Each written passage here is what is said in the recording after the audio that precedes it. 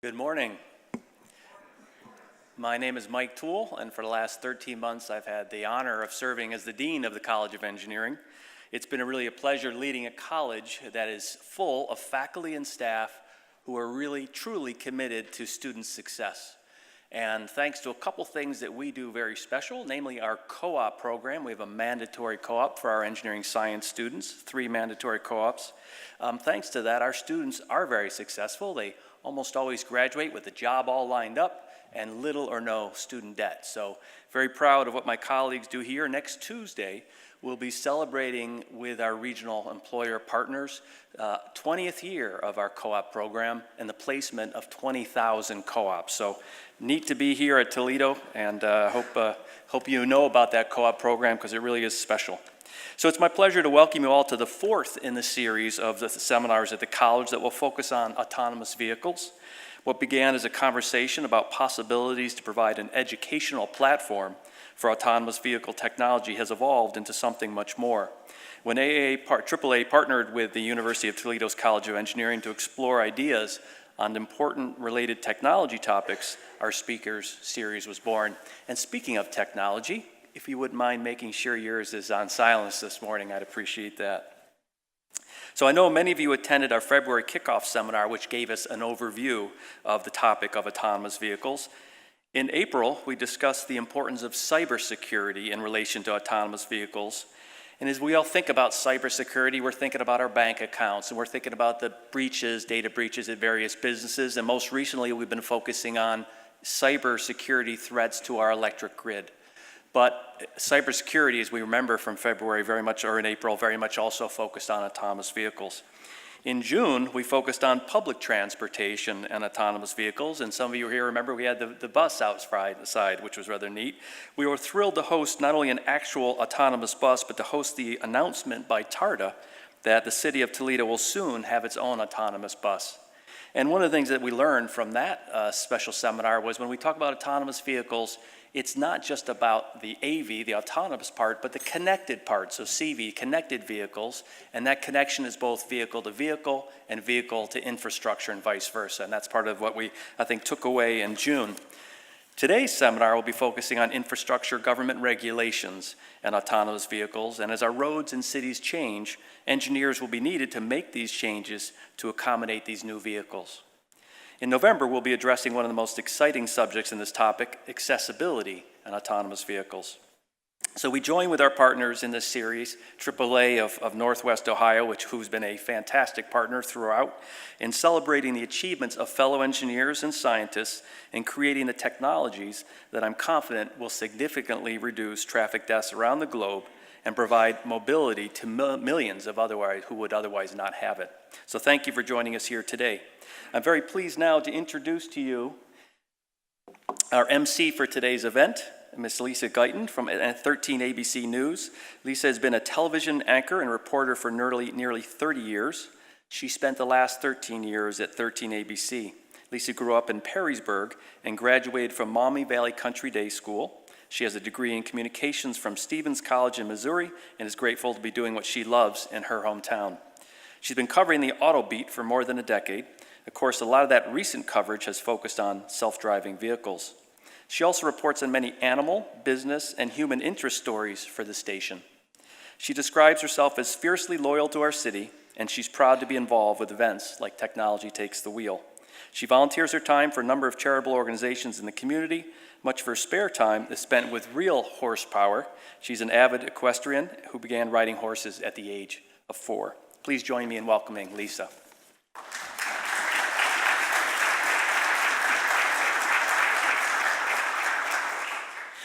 Good morning, everyone, and thank you for being here today. I, as you just heard, have covered the auto beat. It's probably going on 12 or 13 years now, and I have learned so much from these seminars, and it's really been a pleasure to be part of them. It's been an incredible beat to cover for 13 ABC and for our city.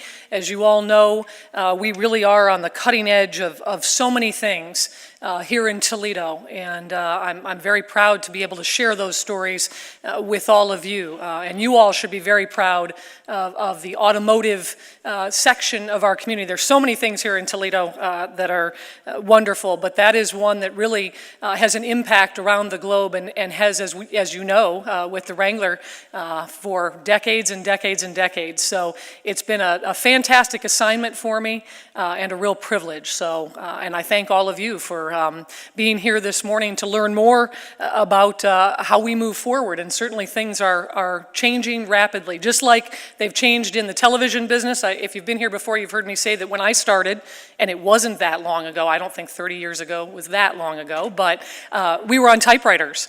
And I was actually at a very progressive station that was one of the first in the country to switch to the computer systems. So it's amazing what has happened, the seismic shifts that have happened in the television industry in those 30 years, and it's truly amazing what's happened in the automotive industry in just the 10 to 15 years that I've been covering it. So thank you for being here this morning. The first speaker in our lineup today is Mr. Jim Barna. He was recently appointed to serve as the Executive Director of Drive Ohio, where he oversees the state's strategic planning on the implementation of smart mobility technologies. As Executive Director, Jim is working to advance smart mobility in Ohio by developing partnerships and creating a one-stop shop for those looking to develop, test, and deploy advanced mobility solutions here in the Buckeye State.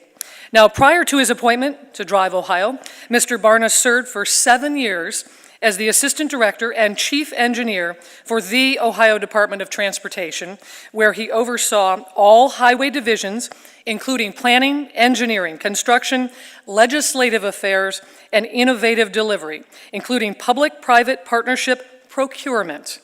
He also oversaw ODOT's policy, research, and deployment of connected vehicle technologies.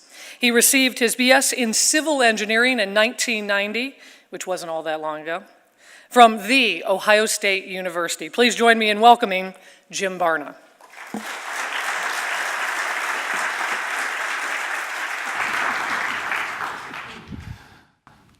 I don't know about Lisa's time frame, but 29 years ago seems awful long time ago. So thank you, Lisa, for that introduction. Thank you, Dean, for having me here. It's been a really exciting 10 or 9 months since we were created back in January this year. So I want to talk to you all a little bit about some of the transportation challenges we're facing, and then tell you how we're looking at addressing these challenges in the future. You guys recognize this number? Does anyone have an idea what this number represents? It is not how many golf balls Randy Cole, our Executive Director of the Ohio Turnpike, lost in 2017. Probably close, but it's not. In all seriousness, this is the amount of crashes we recorded in the year 2017 in the state of Ohio. 1,179 of these were fatals. That number has gone up in the last 4 years, on the average about 2% per year. That's astounding. Nationwide, that number's increasing as well. We're up to around 40,000 fatals in the U.S. each year.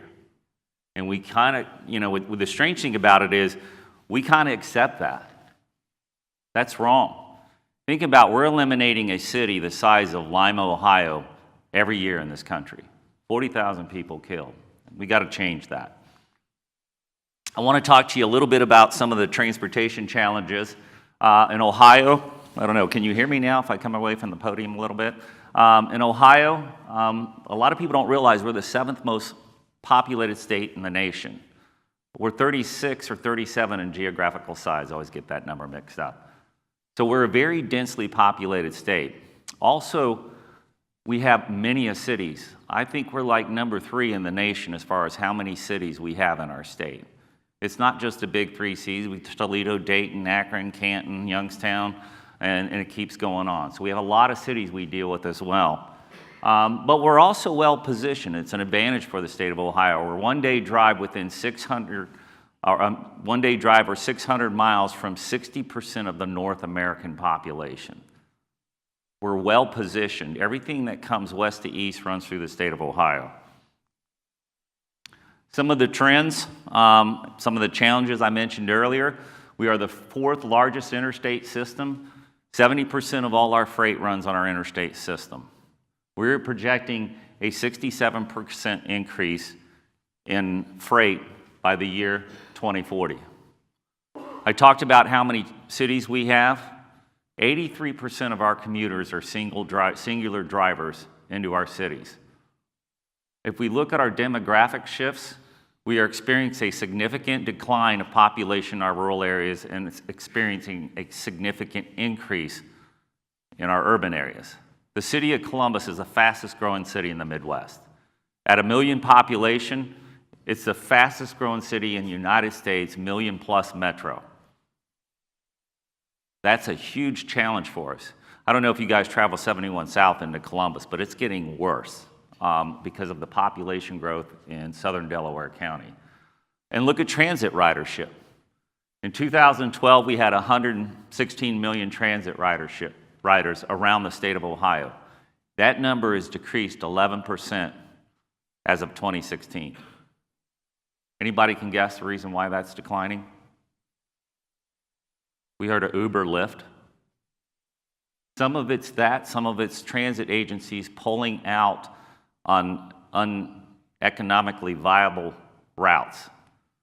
But Uber and Lyft started the new transportation revolution, ride sharing. And it's continuing on with some of the technologies I'll talk about here in a moment. So think about, these are all the challenges we face. The model we have today where we add pavement to take care of congestion simply will not work for tomorrow. We can't build our way out of these transportation challenges. So we're looking at alternative ways to solve some of these problems in the future. And Ohio is ready. Back in January of this year, Governor John Kasich, by executive order, created Drive Ohio. Why did he create Drive Ohio? As being looking at transportation, looking at technology, it's quickly evolving. I sat in a lecture yesterday. Sebastian Thrun, the guy who really basically started the AV technology here in the States. He worked for the Google team that developed the first autonomous car. The technology we have today will totally be outdated in 7 years. Think about our cell phones. When we all had the flip phones, we had the giant walkie-talkie type cell phones in my lifetime. That wasn't too long ago. Now look at what this cell phone's capable of doing for us. That is quickly evolving. It's no different in the transportation sector. We look at the technology that we have today, it's much more advanced than what we had when I began my career 29 years ago, Lisa.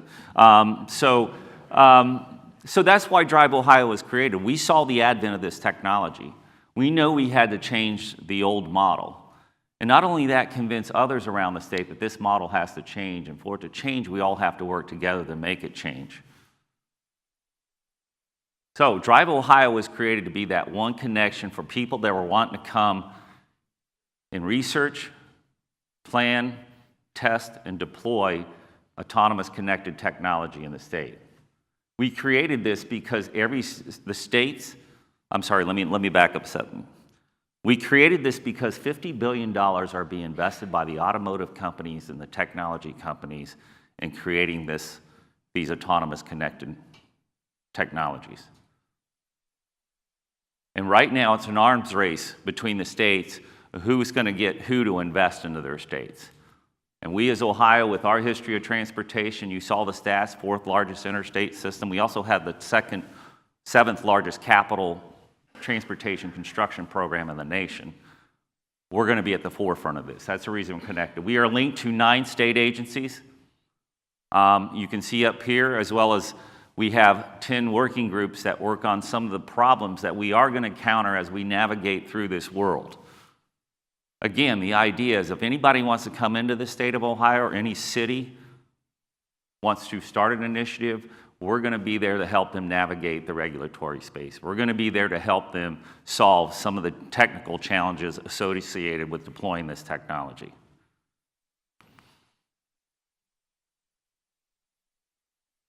The 4 pillars that drive what we do at Drive Ohio, number 1 is safety. We talked about how many accidents, we talked about how many fatals. It's time to change it.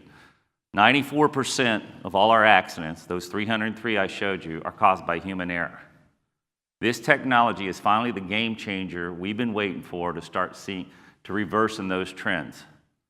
This technology doesn't text.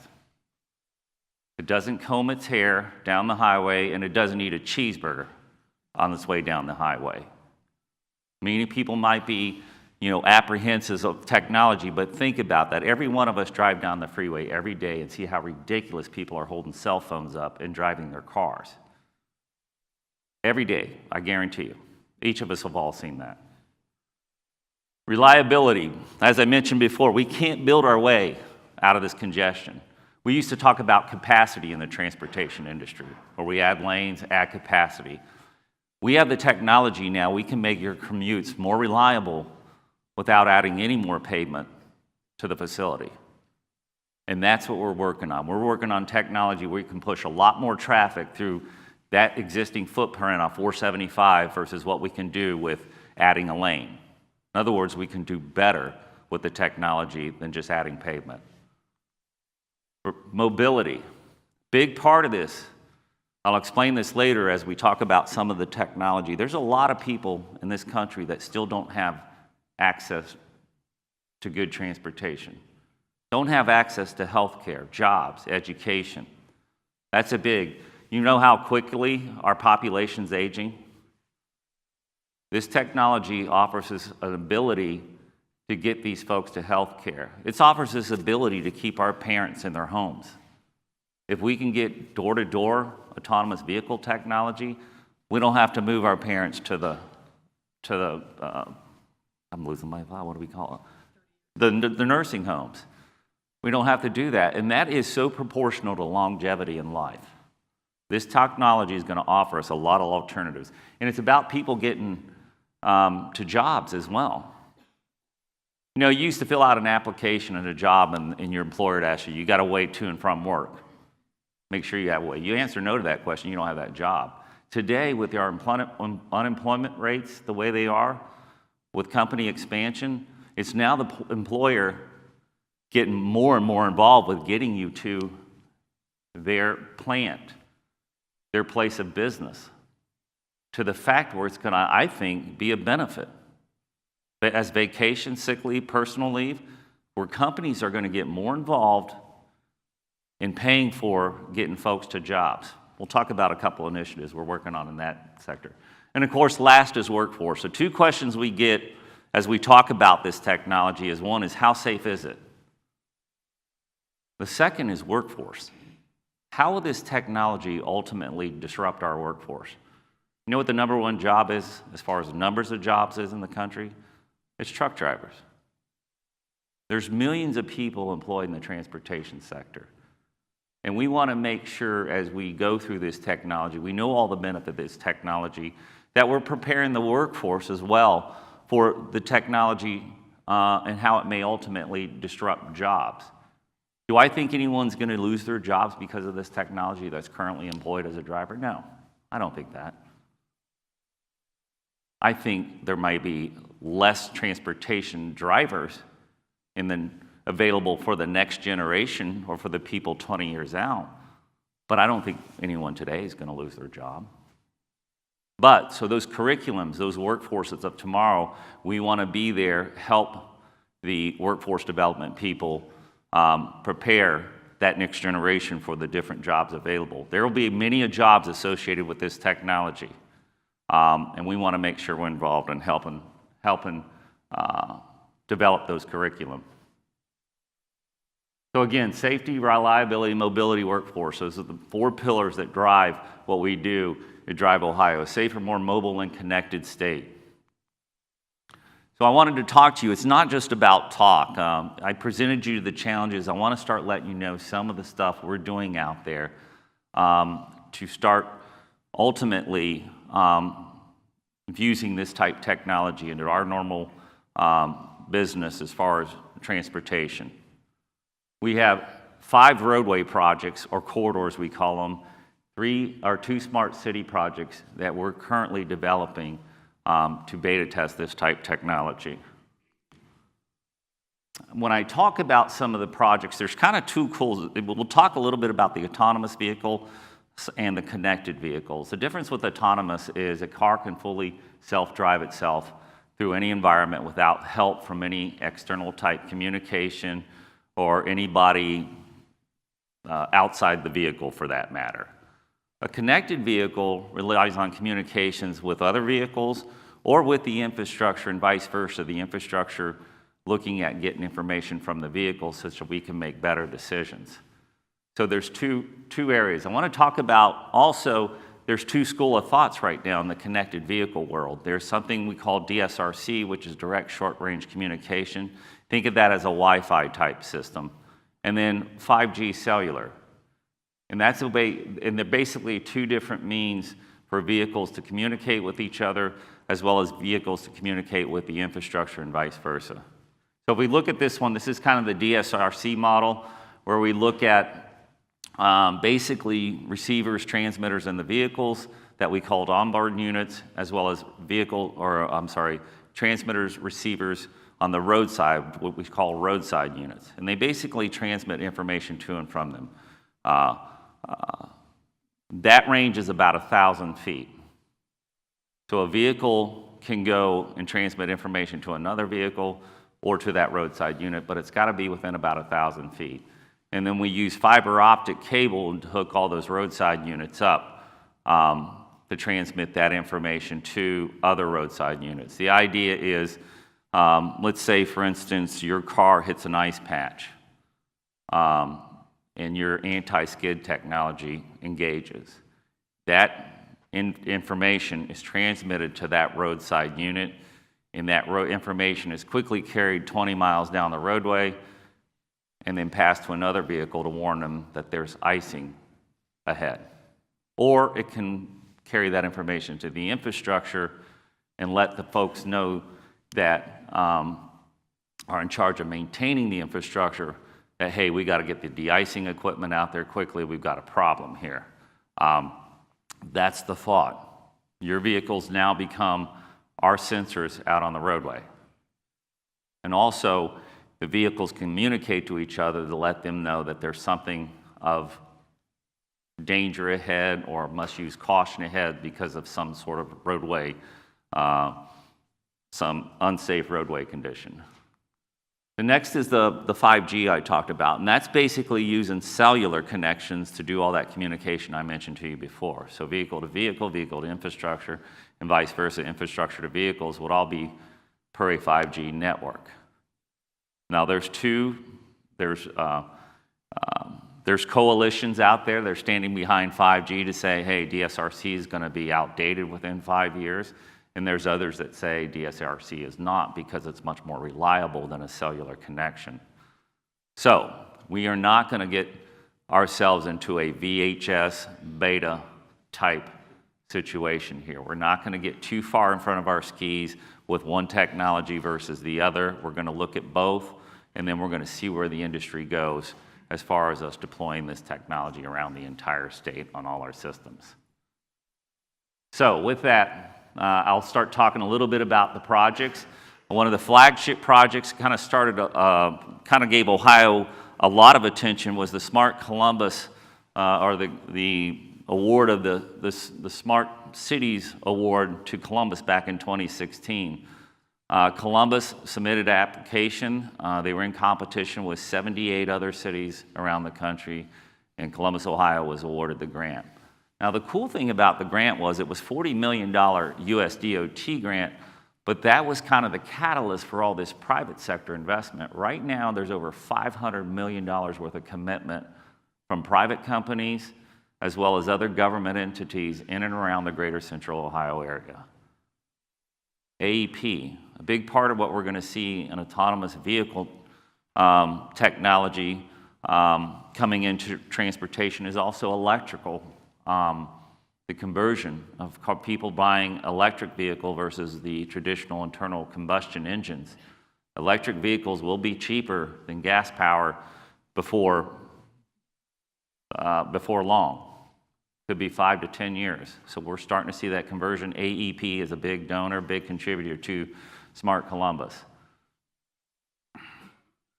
And we're very happy to announce, as part of that application, as part of what we wanted to do, was get our first autonomous shuttle deployed here in the state of Ohio. And as of Tuesday of this week, if you guys have been paying attention to the news, we unveiled our first one. It's in the city of Columbus, but it's, we hope, the first of many. So we're really excited. This was a major milestone for us.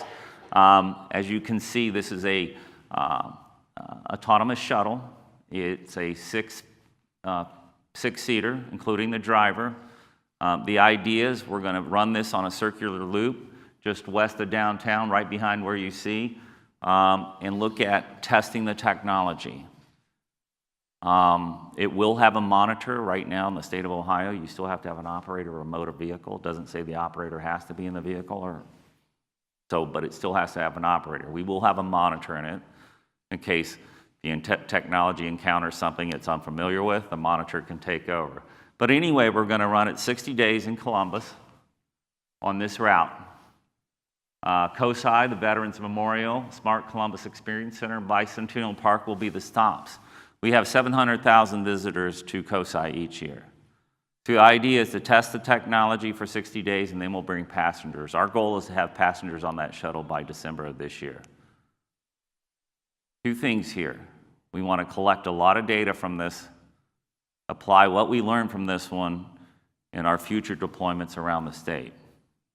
We also want to expose the public to the concept of autonomous vehicle technology. There's an apprehension. I know AAA will tell you more than 50% of people that have been polled in this state have an apprehension about this type of technology. We want to show them what it can offer us.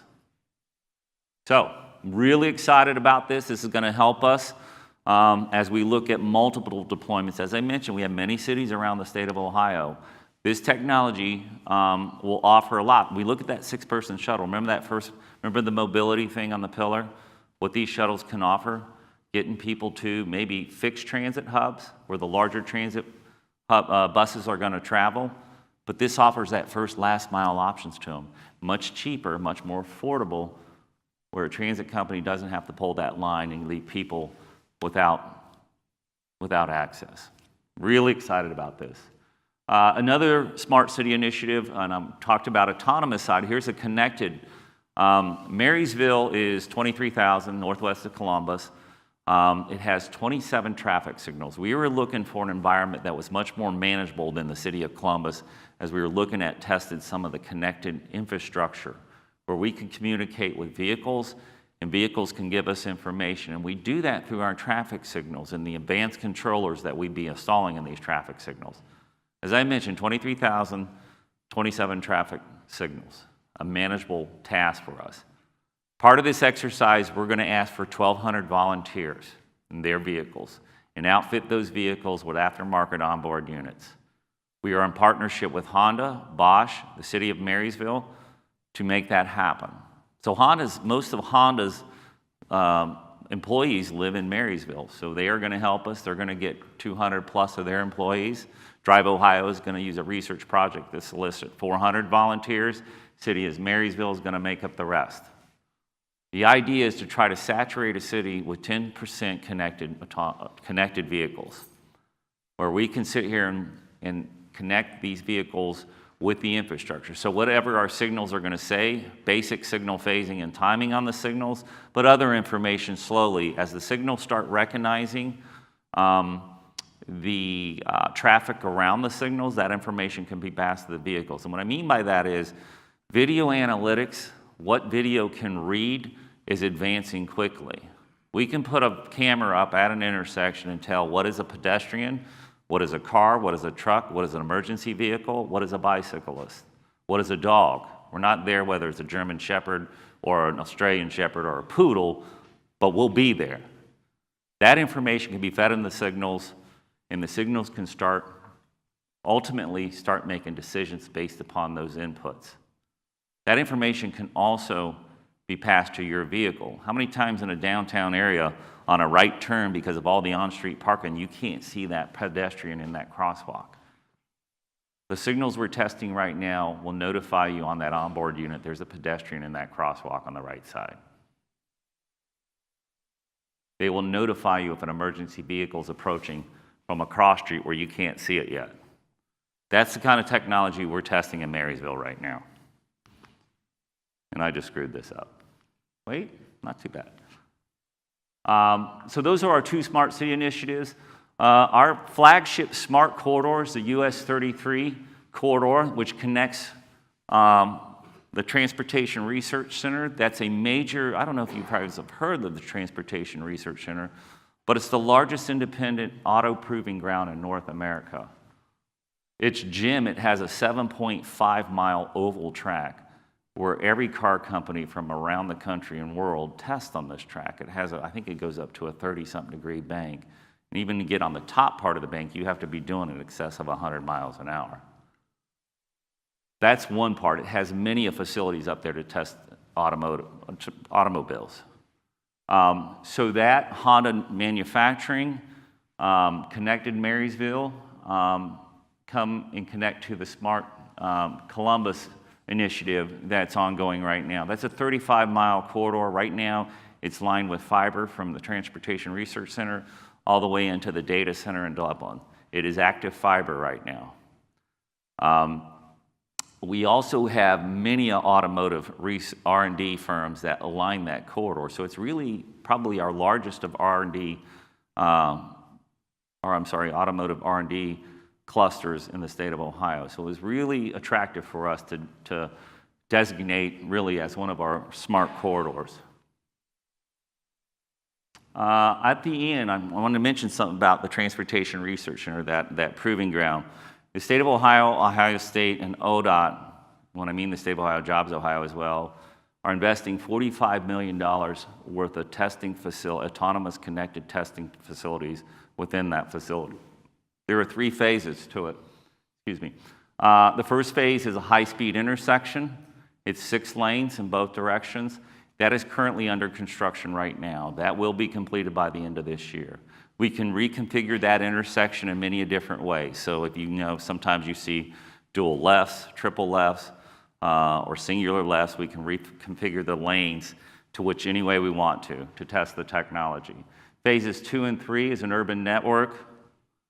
You can see this area. That right there will be a residential type setting, including a roundabout, to take the technology and test it in that environment. And then the end will be a highway loop, a high-speed highway loop around the entire facility. So and those will be completed or started in 2019. I don't know if they'll both be completed then, but by 2020, we should have the whole facility completed. My understanding is we're not finished construction, and already 2 years of time has been reserved by the automotive companies to test within this facility. That's how quickly these companies, that's how much they're investing in the technology. Really excited about that. The idea is 33, we will do all the closed laboratory testing at TRC and then use 33 as our open road testing. 33 offers us a lot. It offers us urban area near Columbus and Dublin, semi-urban as we move further out, and then a rural highway as we move further out. So we have all 3 of those conditions of which we can test in. 33, we will also, and I should mention that we are using the DSRC technology on 33, so we will deploy 59 roadside units along that corridor. We have the fiber already out there, and we'll be doing a lot of testing between vehicles infrastructure, and a little bit of vehicle-to-vehicle type communication testing on 33. And we will also be starting to look at smart work zones. That's a connected technology. As we look at your vehicles having these onboard units, we're going to use our work zones to transmit information so that you don't stumble upon a work zone. So you'll have this information at hand. I think that was a video, and I don't even know how I start that. Oh, don't let me do this. I'm horrible at this stuff.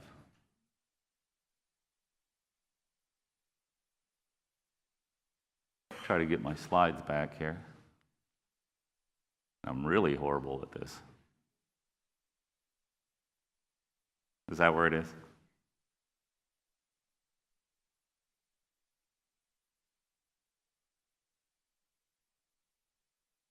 You know, I need it to where it's like a, one of those fighter helmets where you make a direction and it just does it automatically for you or something.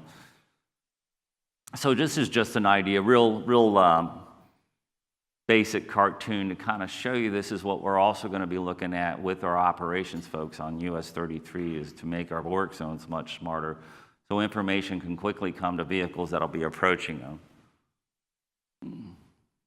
So you're not, you have the signs, but you'll also have that information in the vehicle.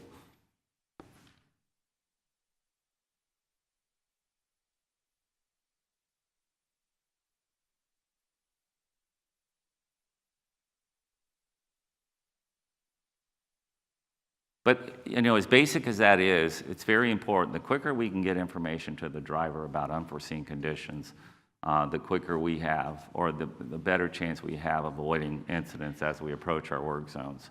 I mentioned the 2 smart cities, the flagship Corridor 33, but there's other corridors where we're beta testing technology. One of that is I-670, which is currently under construction now, and it's a corridor. It's not connected technology yet, but it's the first smart lane that we will be deploying in the state of Ohio. And what I mean by smart lane, it's a hard shoulder run. So we have all these interstate highways, all these freeways with these very wide shoulders that are basically used for refuge. If a vehicle breaks down, you pull in the shoulder, or it's for officers to be able to ticket somebody or help somebody in a very safe location. Well, we think there's a lot of width there. Why not use it as capacity in our peak hour? So what 670 in Columbus is going to do is we're going to use that shoulder and we're going to open and close it to when we need it. Most of that is in the peak hour. Otherwise, the rest of the day, we don't worry about it. So an hour and a half a day, we need a little bit more capacity. Let's open and close the shoulders. Now, 670, that's part of it. You'll see these giant gantries over 670. But part of it also is we have variable speed limit on 670 authority. Our last budget a few years back, we went to the General Assembly and asked for the ability to vary speeds based upon weather, inclement weather, as well as heavy congestion. They gave us 3 corridors, I-90, I-670, and I-275 around Cincinnati. So the idea is we'll use the shoulder in conjunction with the variable speed limit and push much more traffic out on 670 without having to add a lane. So that sign will have the speed limits where we'll change them based upon the level of congestion, and also have the lane arrows showing you when the shoulder is open and closed. We will use that during congestion, but also if there is an accident or something in the middle of the day, we can open up a shoulder to have more capacity to get traffic around that accident or crash. Also, this corridor we're going to outfit with some of that high video technology I mentioned earlier. So we will, the whole entire 8-9 miles to which we will run the hard shoulder, we'll have this new camera coverage. One thing we want to look at 670 is a test or help us kind of help us through a problem we have is the wrong way driver. It's still a problem for us that people get on the freeway in the wrong direction. And most of the time, if not 90% of the time, this ends up in a violent accident. Usually there's fatals involved. What this video recognition will do for us is that those videos will recognize a car on their own that's going in the wrong direction. And what the cameras can do, they can sequentially track that vehicle. So as one camera within one camera's coverage area, once that vehicle's picked up, the next camera can pick it up, recognize it, and keep as we go through the entire corridor. The idea would be ultimately is to set up communications that if we have a wrong way driver on the facility, that we would be able to give you quick warning as to either exit the facility or move right because we have a wrong way driver in the vicinity. That's what we want to test on 670 as well. So it does have some sort of a connected environment to it, as well as the hard shoulder run. Let me go back here real quick. So talk about that. I-90 we call Lake Effect Corridor. Our most inclement weather happens to be on Lake Erie. You know, Ohio is, we look at the Great Lakes states, Ohio has the most fatalities as it relates to winter weather than any of the Great Lakes states. A lot of that has to do with that lake effect on some of our highways that are running on the shoreline up there. I-90 is one of those. Actually, there's parts of I-90 where we had that, historically have had that lake effect weather where you could get unlimited visibility at one point and then 10 seconds later have no visibility. It's a little more than 10 seconds, but it's not that long after. And with that comes major accidents and major pile-up type accidents. So as we look at that problem, we're outfitting that corridor with more advanced sensors. We also, I mentioned earlier, have the variable speed limit authority on that corridor. And so we're looking at changing speed based upon the weather conditions and getting that information to as quickly as possible as that weather begins to decline. So that's just, that use case is specifically inclement weather. Cincinnati-Dayton Workforce Corridor, that's when I talked to you about getting folks to the jobs. We are involving the city of Cincinnati, city of Dayton, the chambers, the transit authorities between the two, Middletown, Ohio, which is located right between the two metropolitan areas, has a lot of logistic companies that are looking for jobs. They're having trouble getting able bodies there, so we're looking at new transit options, new first, last mile options to get people to those job locations. I do want to get through, I think my time's getting close here. I do want to mention a little bit about our unmanned aircraft systems. That's another division within Drive Ohio. As with the technology advancing so quickly in autonomous connected technologies, so is the technology as it relates to the unmanned aircraft systems, or better known, the drones. We are now using, we have our own drones within the Department of Transportation in Drive Ohio. We are looking at using drones for infrastructure. And when I talk about that, it could be around bridge inspections. It can be communications. We're just looking at certain areas that we can provide you information about upcoming construction projects. It could be about mapping. 650 of our bridges in the state require a snooper, which is that big giant crane truck that looks underneath the bridge, into which we have to shut down traffic to inspect some of our larger bridges. The drones could actually do that for us, or replace that technology where we don't have to disrupt traffic, where we don't have to create unsafe situations to inspect bridges for our own people as well as the traveling public.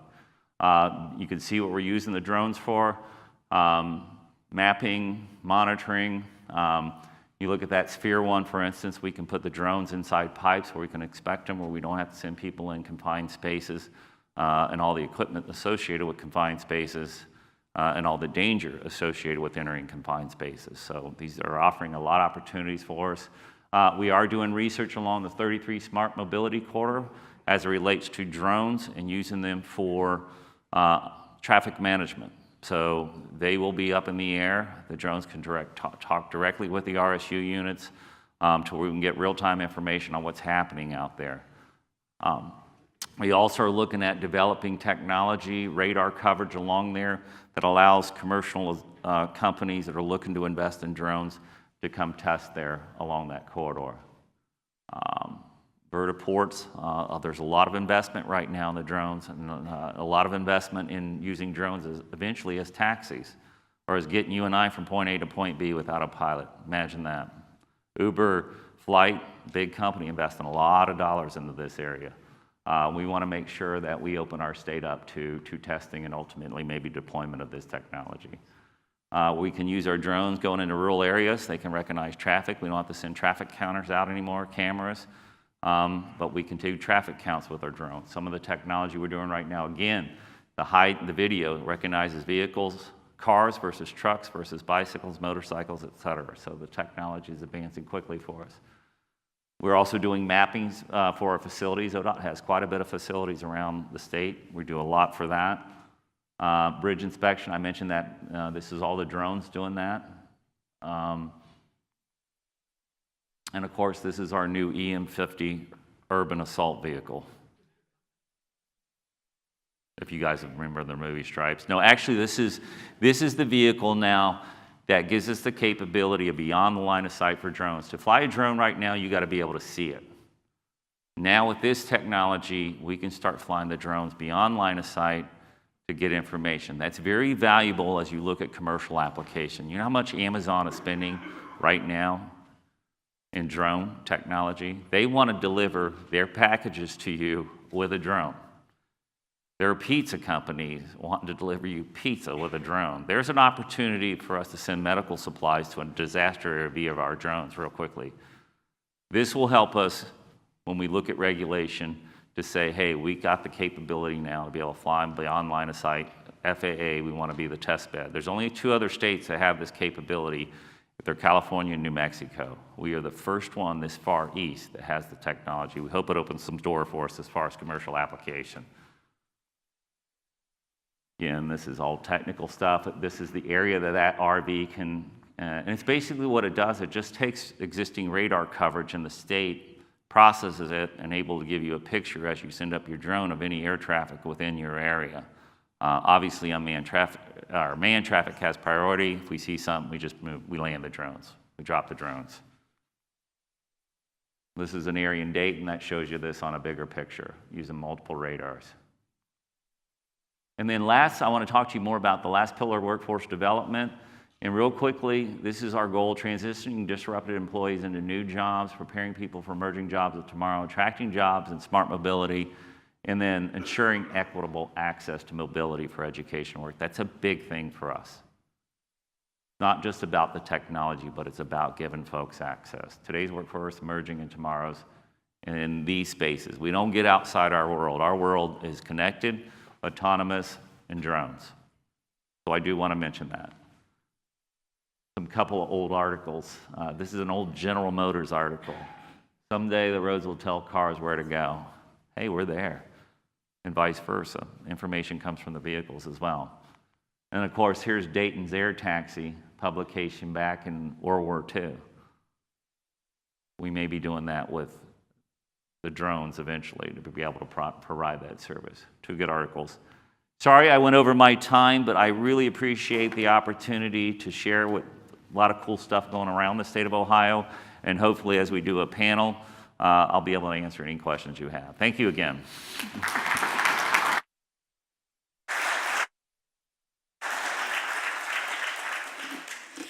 Want to remind you also, lots of information there, so if you have any questions, be sure to write things down on the index card, and we'll pick them up before we go into the panel discussion.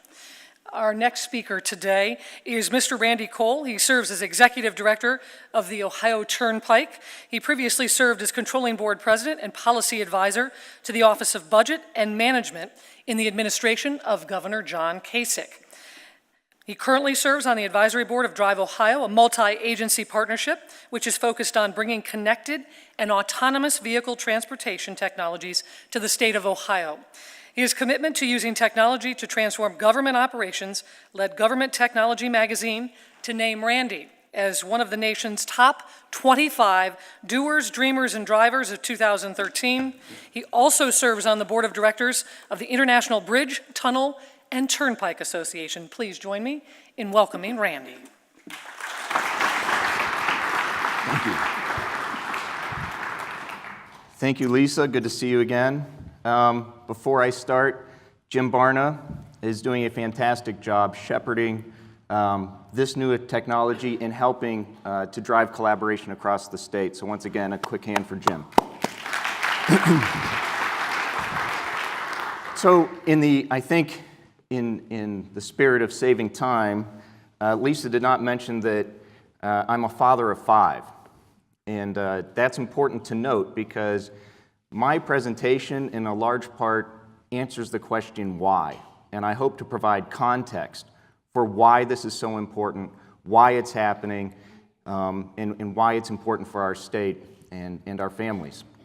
So I'm going to talk a little bit about technology in here, but it's not a technology talk. When you have a 4-year-old who asks the question why, you get real good at answering the question why, but a lot of technical jargon usually doesn't work, so they just say why again. So I've got good news and bad news. I've gotten very good at answering the question why.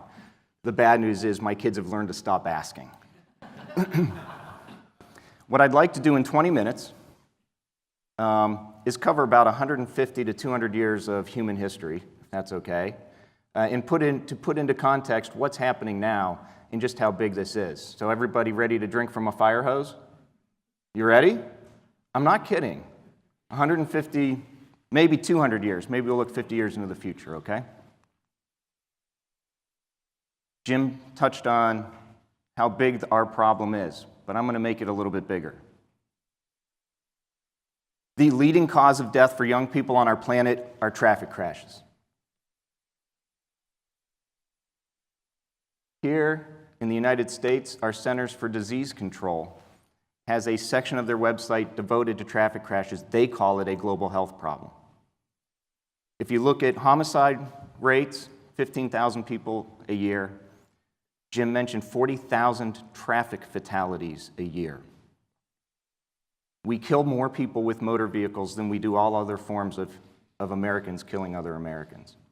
The most dangerous weapon in our society, if you look at injuries, 2.3 million people are injured. There are only 1 million violent crimes committed in the U.S. The most violent weapon in our society is the motor vehicle. It's an unfortunate thing. Does that provide a little different context on the problem we're trying to solve here? This isn't about shiny new technology. It's about solving a global health problem, if you need a little motivation. It's an expensive problem. On the Turnpike, we spend over $1 million a year cleaning up damage from crashes. Buildings, guardrail, everything that goes into it. On our construction projects, the number one change order I sign, change orders related to contractors having to clean up crashes and damage within our work zones. What could we do with $870 billion that wasn't spent cleaning up after crashes and lost time at work and healthcare claims related to traffic crashes? What could we do as a society? How many roads could we fix? How much new technology could we deploy? Cars have gotten safer through time.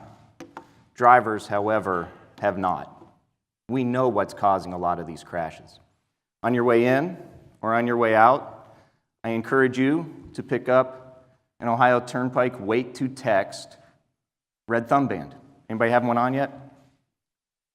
Leading cause of death for young people on our planet are traffic crashes.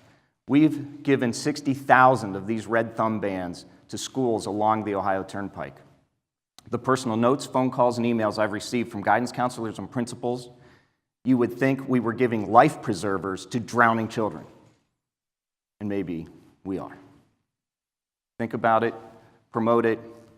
We just announced the winner of a video campaign that we had in conjunction with it. We are doing everything we can to enforce and educate, but I really do, technology will be the solution to the problem. Bless you. I really mean that in lots of ways. Anybody know what this is? That is the 1886 Benz. It's created by Carl Benz over in Germany. It was the first commercially produced motor vehicle. The first mass-produced, we know, is the Model T up the street in Dearborn. This was the first commercially produced motor vehicle, though.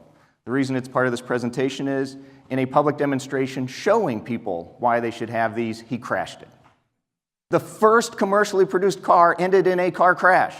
So it's not a new problem. It started with the beginning of the technology. Here's the good news. I love Jack Welch, how he transformed GE from an old military-industrial complex to an international company with lots of different enterprises, right? He fundamentally changed it. You don't get that part. This is how big I think the change is. And there's no turning back. All right, I said 150 years. You know, people do talk about cell phones and how this technology, how disruptive it is. I think it's more disruptive than that. If you look back in the Industrial Revolution, there were major changes in 4 areas of society. Manufacturing. We know we were agricultural and cottage-based, right? Anybody produce their own shirt by knitting it? No, it's all mass-produced today. But that didn't happen until the Industrial Revolution. Transportation. There were steam engines, but other than that, humans either relied on the wind, their own 2 feet, or animals for transportation until we got through the Industrial Revolution. Communication. You had to hand carry things, or smoke signals, right? Carrier pigeons, maybe. But people talked to each other, or again, transported on the back of an animal a letter. It took months to get some communications across the country around the world. With the advent of the telegraph first, and then on the same wires, the telephone, we could communicate across the country and around the world. In the areas of finance, there was no stock exchange prior to the Industrial Revolution. There was no way to transfer wealth to the middle class, for people to be a part of wealth creation. You were either an owner or a worker. This transformed all of that at that time. Why am I bringing all of that up? I thought you were going to talk about self-driving cars, Randy. Because now we have major changes in 3D printing and manufacturing, advanced materials, transportation. Again, it's not just CAV, things like the Hyperloop. And as someone on the steering committee for the feasibility study, I will tell you, we are planning and looking into the feasibility of a Toledo stop between Cleveland and Chicago. You're welcome.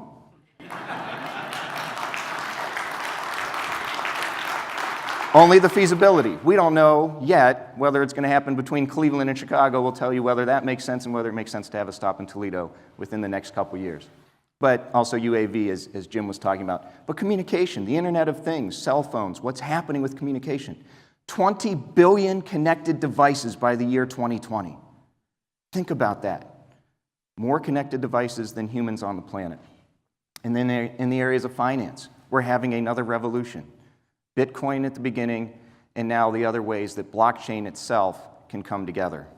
The reason I bring all of that up, this is, I encourage you to read this study. It was done by the Ohio Chamber of Commerce. It's from a report card, Ohio Bold.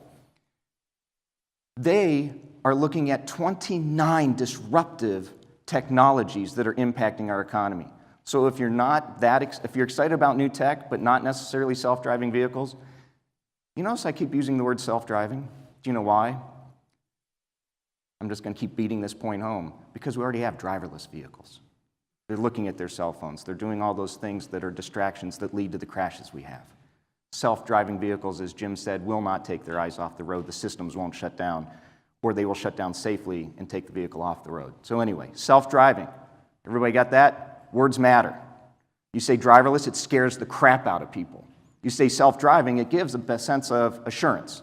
Just so you know, if you're part of this, and I hope by the end of my talk you want to be part of this, it's important that we get that language right. But all of these disruptions are coming together in streams. It's not just one technology, it's how they leverage and work with each other. This is my favorite example of that. With connected and autonomous vehicles and mobility as a service, that is where we talk about the vehicles and the systems. The Internet of Things are the sensors we're talking about for connected vehicle technology. The infrastructure itself, massive changes there. And then with blockchain, the opportunity to solve the security problem. It is not going to be necessarily creating huge walls to protect all of this data. It might be a chain-linked fence. You see what I did there? Blockchain, chain. Am I moving too fast? If you have not looked into blockchain, please start. It is going to impact all of our lives the same way the internet has. And I'm not talking about data mining for Bitcoin. I am talking about using it as a security structure and a value transfer system with these emerging changes. Growing literature around the world that CAV happens in conjunction with these other emerging techs. And so we will make sure Drive Ohio is watching what regions and academic institutions are doing in these other areas to help accelerate our efforts. All right, I'm going to have to keep moving faster. At the end of the Industrial Revolution, right, 2 big things happened, and they were transportation related. 1903, Ohio's Wright brothers, they can put whatever they want on their license plates in North Carolina, but we know where they're from, took a flight on a beach in 1903.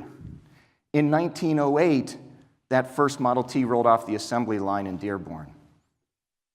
Teddy Roosevelt was the first president, think of within that period of time, the first president to own a motor vehicle and take a ride in an airplane. That's an adventure, and that's also support for emerging technology. Think of that, again, how radical that was. Why is the Turnpike involved with this? Because we are well-suited for the emergence of this. Jim talked about using these emerging technologies from TRC, taking them out onto US 33, in the same way the Turnpike is positioned, well-positioned to safely deploy and test these technologies. For all of the reasons that are up there. The 3 lanes of traffic are important. The 55 emergency pull-off areas. When we talk to the tech companies, they love that because it means they can pull their vehicles off of the roadway, stay out of traffic, not upset today's current drivers. We already have 241 miles of fiber, so we're able to leverage an asset we have with what we're doing. How are we doing it? We call it leading from the edge.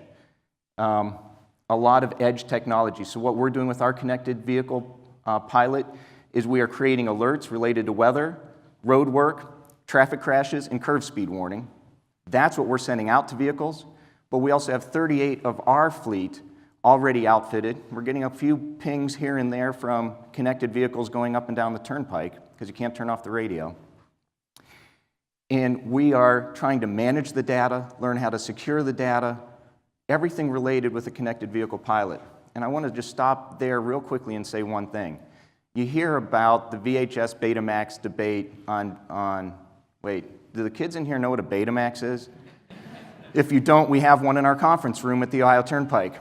And the reason we have it is every time we get a slick salesperson in who wants to sell us some new system, I point to the Betamax and I said, you are not going to sell us this. And what we're buying is not going to be obsolete in 5 years. We can't do that to our customers. We can't do that to the people who pay the tolls. So to be good stewards, our connected vehicle pilot I'm talking about cost about $1.6 million.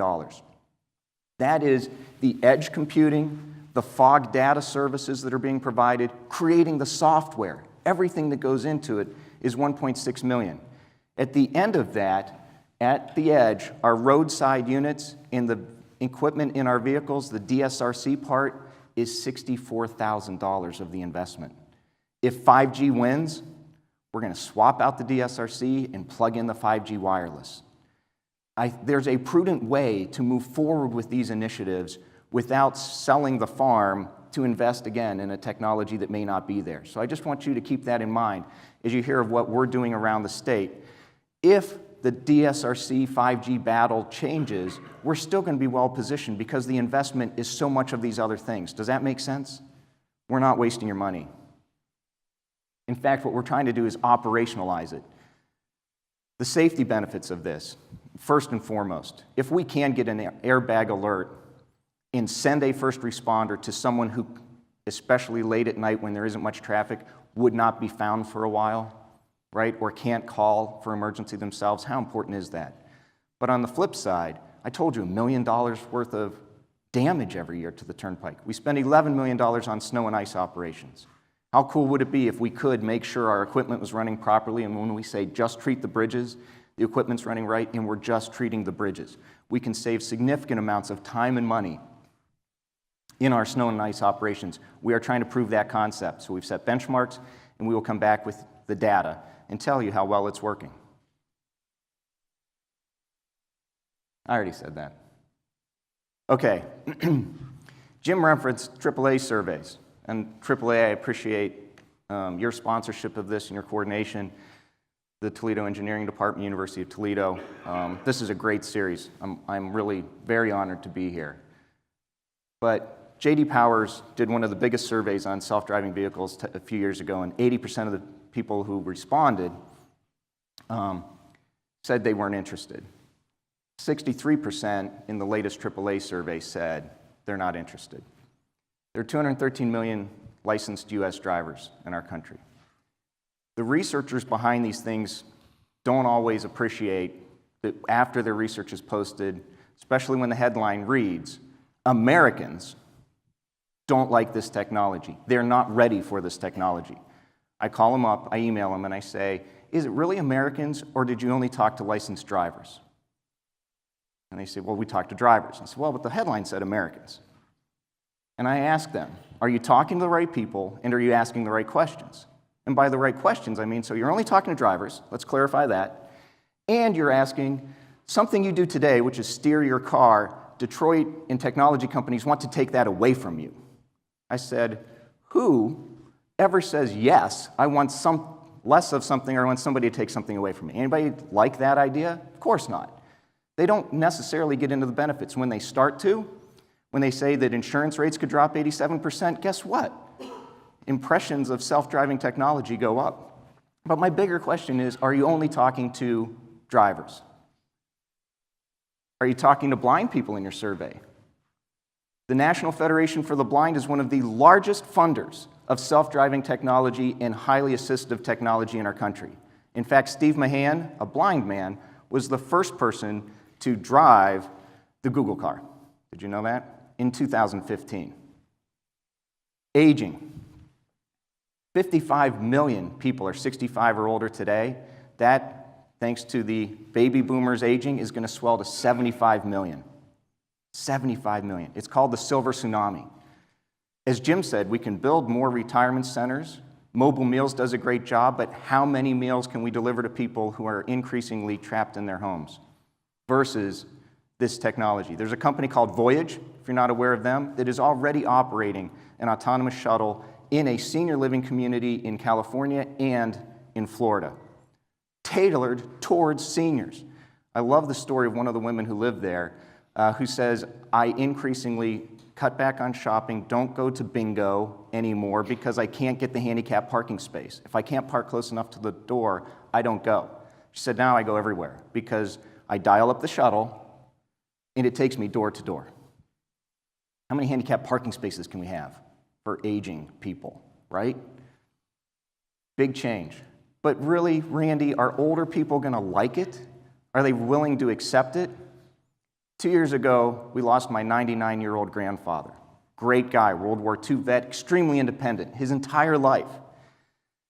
At 96, my dad, my aunt and uncle took the keys away from Grandpa. He was still driving at 96. Wasn't really driving safely, they had to take the keys away, right? From 96 to 99, the dementia, the isolation, went from his home to assisted living. His quality of life plummeted because he felt increasingly isolated. I am sure that at 96, Grandpa, if his grandson had been there with an app to say you can dial up a ride-sharing service, but there's no driver, it's self-driving, Grandpa, he would have said, sign me up. And maybe we'd still have Grandpa.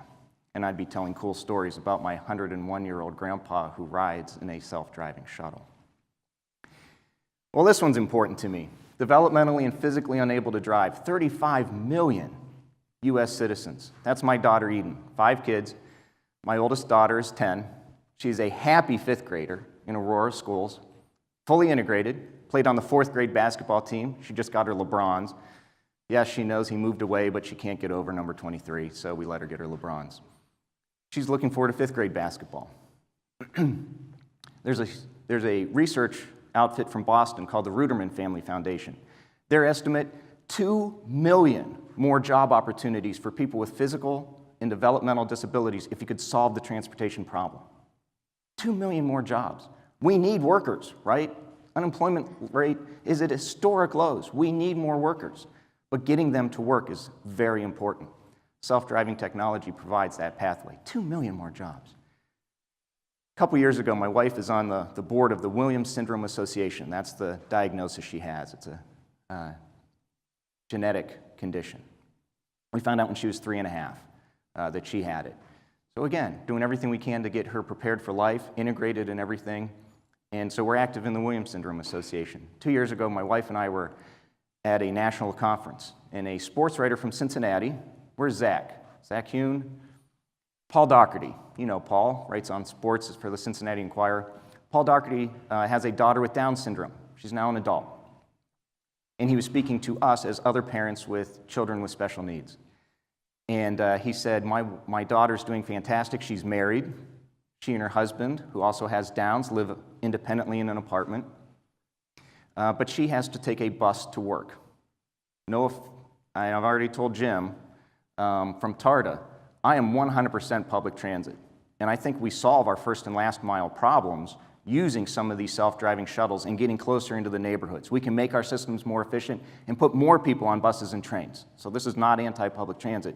But the reality of, under the current condition, his daughter has to sit at a bus stop for a bus she doesn't know for sure when it's coming and take a 45-minute commute to work.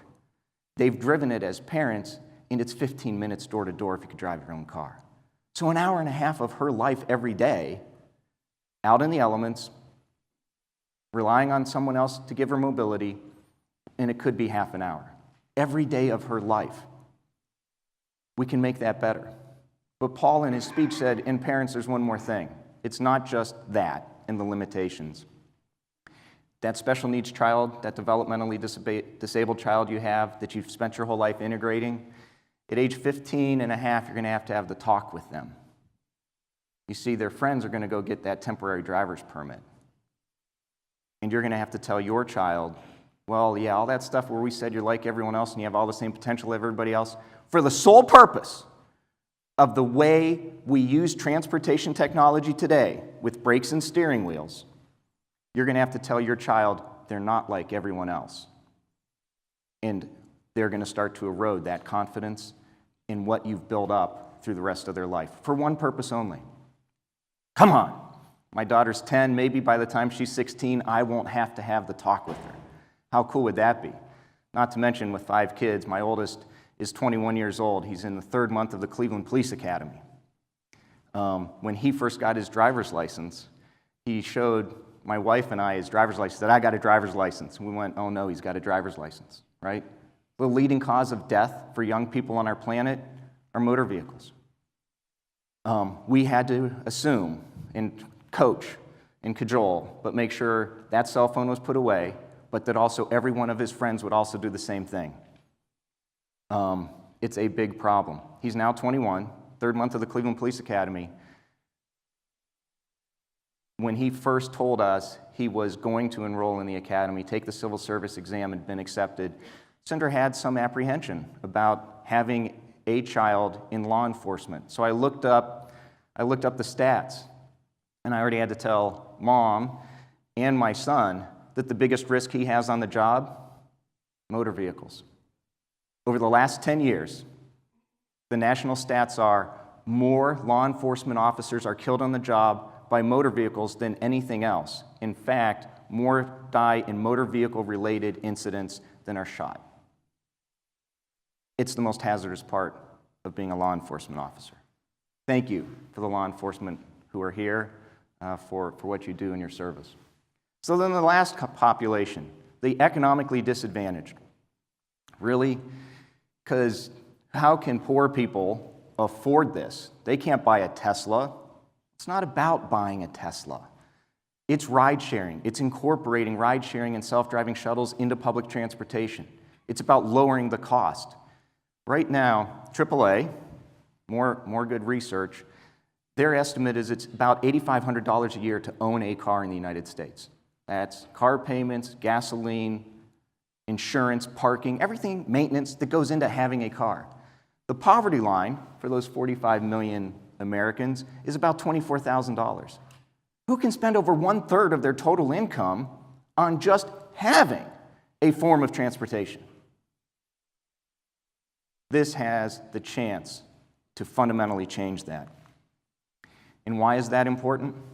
This study was done in 2012 in Cuyahoga County by the Cuyahoga County Board of Health.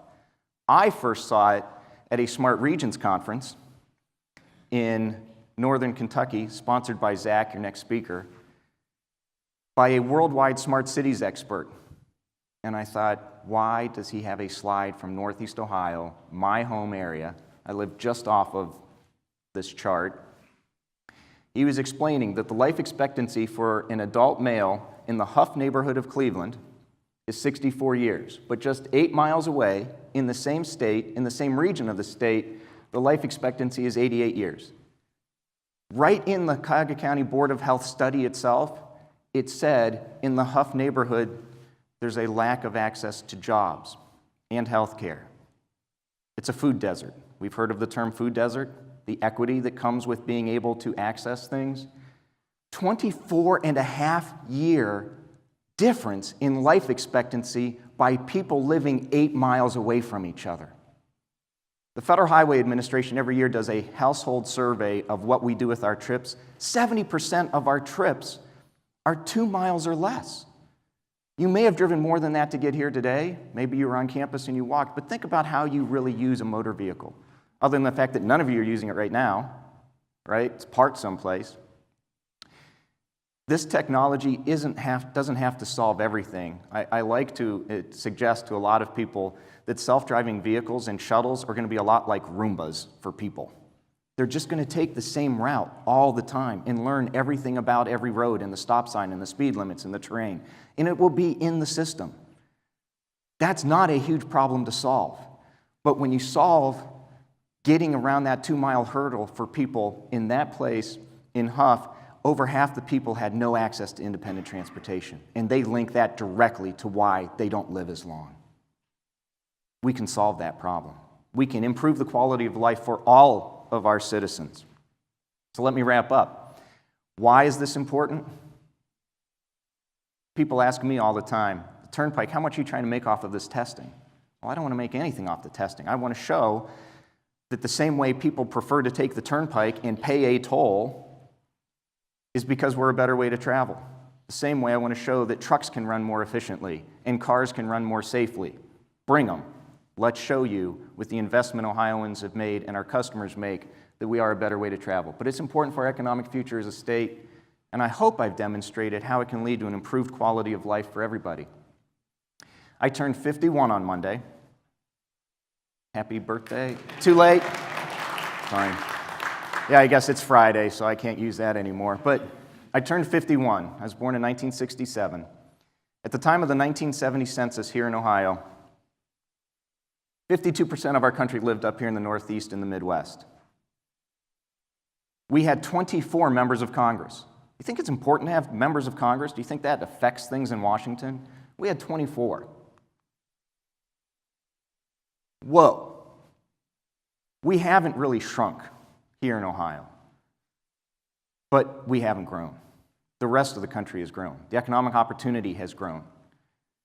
And so if you're skeptical about some of this, most specifically related to the weather, I just want to tell you, it's important that we solve that. Because if insurance gets cheaper, if freight gets cheaper in other parts of the country, then the economic growth is going to happen where those economic advantages happen. We need to solve these problems here. It's important for the Midwest.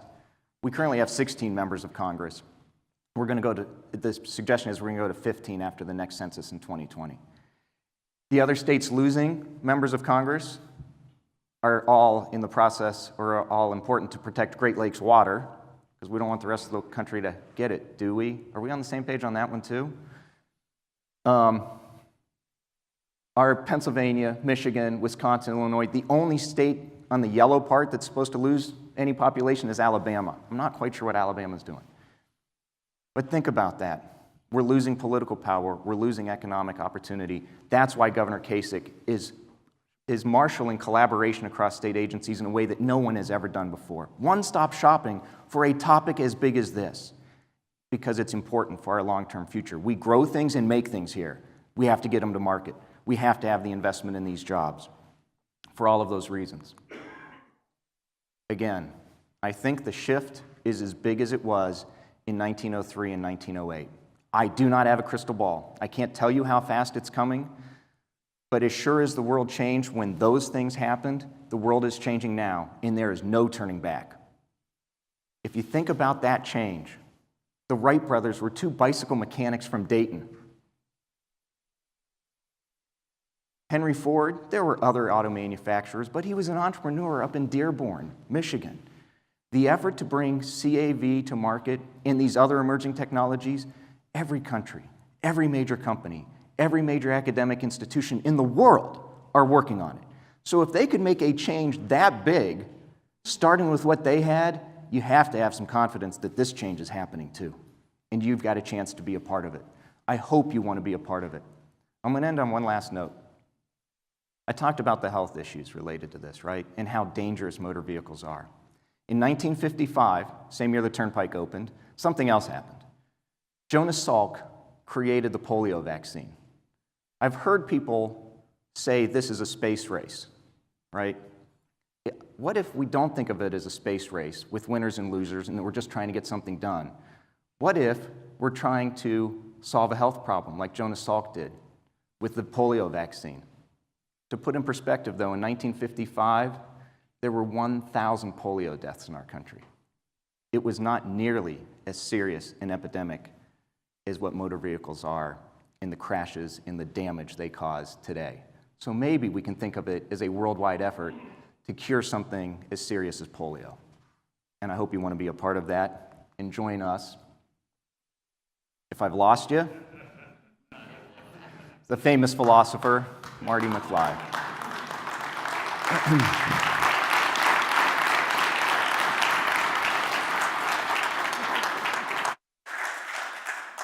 Feel free to follow me on Twitter. My tweets are more interesting than my talks. Thank you very much. Well, our final speaker for this portion of the seminar is Mr. Zach Hune. Zach is founder and CEO of Venture Smarter. He is also on the board of Regional Smart Cities Initiatives, an advisor to the United States House of Representatives Smart Cities Caucus, and on the leadership team for the NIST GCTC Wireless Supercluster. Zach serves as the chairman of IEEE Smart City Standards Committee. He's active in the Advancing Internet Inclusion Initiative and serves on the Standards Development Board within IEEE. In 2016, Zach helped form and launch Smart City Cincy, the first smart regions efforts in the United States, and has sprouted several projects and working groups focused on connectivity, mobility, safety, security, and sustainability. Zach's efforts have earned him recognition locally, nationally, and internationally. He has been named a top 50 most impactful smart cities leader around the world 2 years running by the World Sustainability Congress and the United Nations SDG Foundation. Please join me in welcoming Zach.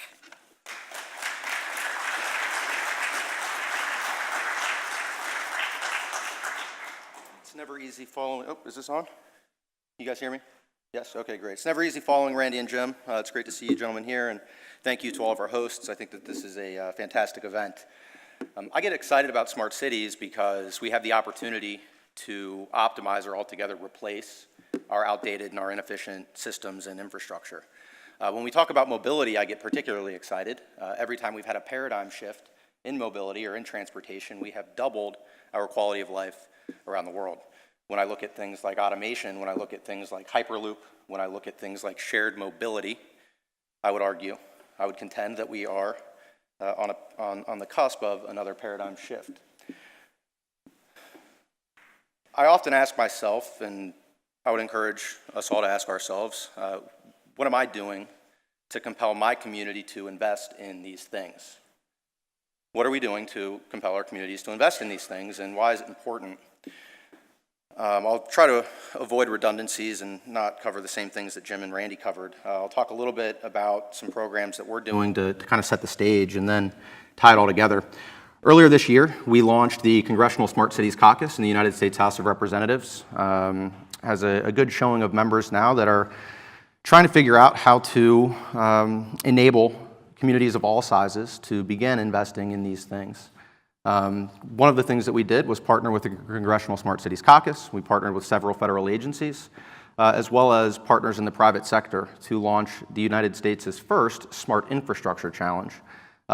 This was a little bit different from the US DOT Smart Cities Challenge, primarily because we were not only focused on transportation. We had 4 different response tracks.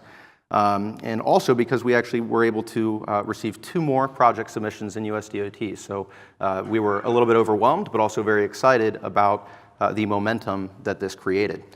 Within the Smart Infrastructure Challenge, we called for regional collaboration teams to put forward projects in one of 4 tracks: smart and connected development, smarter, safer streets, critical infrastructure, and next generation infrastructure. Think Hyperloop and things like that.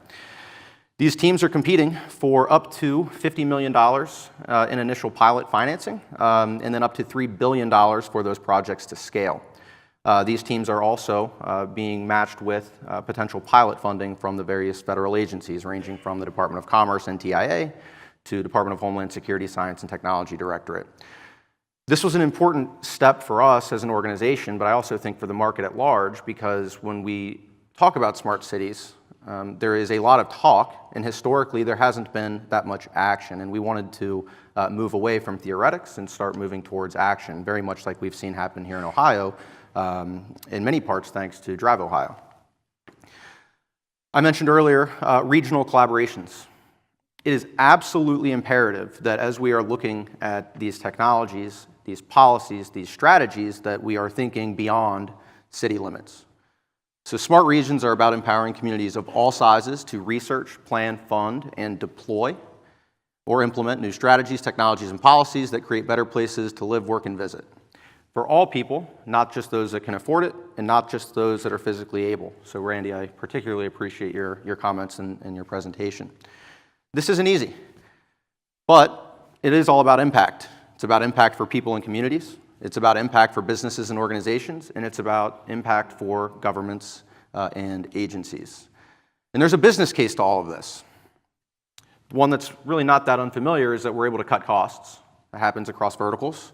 We're able to generate new revenue, tax revenue or otherwise, and we're able to create new value. That new value could be improving the experiences of our citizens. That could be increasing the land value. But we know that we have a business case for these things. However, we have recognized a few trends, primarily shared challenges. When we look at multi-jurisdictional coordination, when we look at things like what are our available resources and how are we going to focus on interagency coordination and collaboration, citizens want to know how we're prioritizing our projects. I think that anybody in government would agree that we have a crumbling infrastructure problem, and that also creates distressed municipal budgets that makes it difficult for our government agencies to move forward in investing in these things. So it requires a new way of thinking, primarily public-private partnerships around funding and financing. Bob Bennett, who is the CIO of Kansas City and a friend, said something that I bring up in many of my meetings now. He said, "In chaos lies opportunity." When I look at smart cities, the conversation is still a little bit chaotic.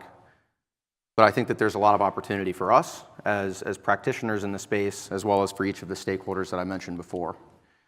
When we talk about smart cities or smart communities, I try to break it down into 4 pillars. The first being connectivity. So I know in Jim's slide, you saw the maps of the different fiber and broadband or fiber and connectivity related solutions that they have deployed.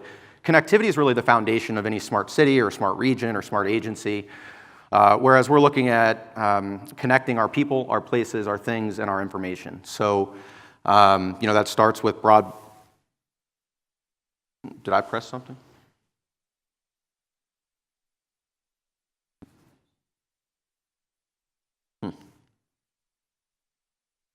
Okay, I can keep going without. Okay, I'll take all the help I can get. I just want to say the bureaucrat from Berea didn't have any technology. I'm a policy wonk, not a technologist, all right? Okay, so it wasn't me, so that's good. All right, I'll keep going. So connectivity is the foundation of a smart city. Connecting our people, connecting our places, connecting our things, and connecting our information. That means we're looking at digitizing our government, e-government solutions. That means that we are centralizing and normalizing our data so that we can be better responsive and eventually get predictive on the municipal planning side. Mobility is really the backbone. So yes, we're talking about moving people and moving goods efficiently and effectively throughout a city or a region, but we're also talking about enabling social mobility and economic development. I believe that Jim and Randy both said, smart mobility is about ensuring that people have direct access to work, to education, to healthcare, and to all of the things that your city or region has to offer. The third pillar that we talk about, and the third and fourth pillar we talk about very, very frequently. So the third is safety or security. As we're implementing all of these new technologies, we're creating new vulnerabilities. So we have to make sure that we're prioritizing cyber-physical security. And we also have to make sure that we're prioritizing citizen and residential privacy. We're doing a lot with open data. We're doing a lot with shared data. We need to make sure that we're anonymizing that and prioritizing individual privacy. The fourth pillar is sustainability. Yes, we'll talk about environmental sustainability and energy efficiency, but we also talk about fiscal sustainability and community resilience, so that when we're implementing these new solutions, we are doing at least one of three things that I mentioned earlier, so excuse the redundancy, and those are cutting costs, creating new revenue, or generating new value. And that will enable us to invest in these things more efficiently and effectively as to accelerate our governmental digital transformations. Oh, it looks like these images aren't working. That's okay. So we're doing a couple of things at the local, at the state, and at the national level, and international level to bring some cohesiveness to this otherwise chaotic conversation. I mentioned earlier that this year we launched the Congressional Smart Cities Caucus. That is a bipartisan effort. I would almost say it's a nonpartisan effort, and I've been quite excited in the sense that these issues have been able to, in many cases, circumvent existing political and bureaucratic barriers. And that's because I think there's a shared realization that we have the opportunity to impact the quality of life for people in urban, suburban, and rural environments if we can get these technologies, policies, and strategies right. So the caucus is dedicated to bringing American communities into the 21st century through innovative and technological change. We do have members of the caucus from the House of Representatives and from the Senate. We're looking at bills on the House side, such as the Smart and Connected Communities Act, and bills on the Senate side, such as the Moving First Act. I would encourage you to look those up. For the sake of time, I'm not going to dive too deeply into those right now. We're also developing standards and best practices. So anytime we talk to a city or an agency or a regional council of governments, there are a couple of questions that we have to be able to answer. One, what problem are we going to solve, or what problems are we going to solve? Jim and Randy went into those pretty deeply, so I'll, again, just spare you the redundancies. Two, what technologies are we going to use? And as a sub-question to that number two, how are all these technologies going to work together? And then lastly, how are we going to pay for all of this and then track and measure outcomes? So within NIST, which is the National Institute of Standards and Technology, so that's a federal agency, as well as within IEEE, which is an international standards-making agency, we are dedicated to creating interoperable standards that focus on privacy, that focus on resilience, and that will enable governments to seek out best practices in a guide, even if they don't have extended technological capabilities within their agency or within their city hall. So we spend a lot of time here. Eventually, this will allow us to streamline procurement processes right now that are debilitating the market from growing and that are slowing government projects down. Funding and financing. So I mentioned one of the questions that we have to be able to answer is how are we going to pay for all of this? When I talk about funding, I'm talking about a grant. Those are dollars that you give, and those dollars don't need to be paid back. When we talk about financing, that's a loan. So the financiers want to see a return on that over 10, 20, or 30 years. And private sector is not the only one giving loans to governments to invest in these projects. Our federal government also gives low-interest loans to invest in these things. Won't go too much farther here. How much time do we have? Okay, great. So I want to go back. No, it's not working. That's fine. So one of the things that we've noticed, there we go. One of the things that we've noticed around these shared challenges is that there's a lack of trust around technology integration in many residential communities and in many governmental ecosystems. I think that that's because that there's a lack of understanding, and I think it's because that they are being inundated with barriers that make it easier for them to just say, well, that's not how we've always done things. Changing that mentality will not happen on its own, and it won't happen in silos. We have to start thinking about building coalitions. We have to start thinking about engaging each stakeholder community, not just the technologists, not just the elected officials, but the people on the ground that are the end users. Oftentimes we've seen in the smart city space a top-down planning approach, and we like to shift that and flip it on its head a little bit And we try to say that we want to take a bottom-down planning approach. And what we mean by that is we take the end user and we understand how each decision we're making from the top down affects what their experience is going to be. I was compelled at Randy, who brought up supporting those that are physically or mentally disadvantaged, or those that might be blind or visually impaired. One of the first things we did in launching the Regional Smart Cities Initiative was launch a pilot region. That region was the greater Cincinnati region, encompassing 15 counties in the Ohio, Kentucky, Indiana tri-state region. One of my favorite partnerships for this Smart Cincy effort, which is what we call it, a little play on Cincinnati, was that a group called Clover Nook approached me about a year and a half ago. Clover Nook is a 501c3 dedicated to empowering those that are blind and visually impaired. And much to Randy's point, they recognized immediately that connected and autonomous transportation can create equitable mobility for their constituents. It's not just blind and visually impaired that could have equitable mobility options. It's also the seniors. It's also those that maybe can't afford a car. Another idea I'd like to talk about is shared mobility. It's one that I haven't heard harped on too much today, but when I look at this paradigm shift that we are entering into, I think behavioral change is one of the most important components to explore. One, single occupancy vehicles are bankrupting our families, our communities, and our municipal budgets. Our infrastructure is already burdensome. We can hardly afford to simply maintain it. We certainly cannot build our way out of future congestion. So we have to figure out how to optimize our assets and our infrastructure, and we also have to ensure that we're providing equitable mobility options for all people, not just those that can afford it. So shared mobility, you look a lot at what's happening in Columbus. Jim made the point that the autonomous shuttle doesn't replace transit, it gives better access to it. I think that that's a good approach to take, but going deeper into shared mobility, a family that might not be able to afford a car can maybe, so we're seeing programs now where neighborhoods have a car sharing program, individual companies are launching car sharing programs, neighborhoods and transit agencies are looking at on-demand and dynamic public transit as opposed to traditional hub-and-spoke transit.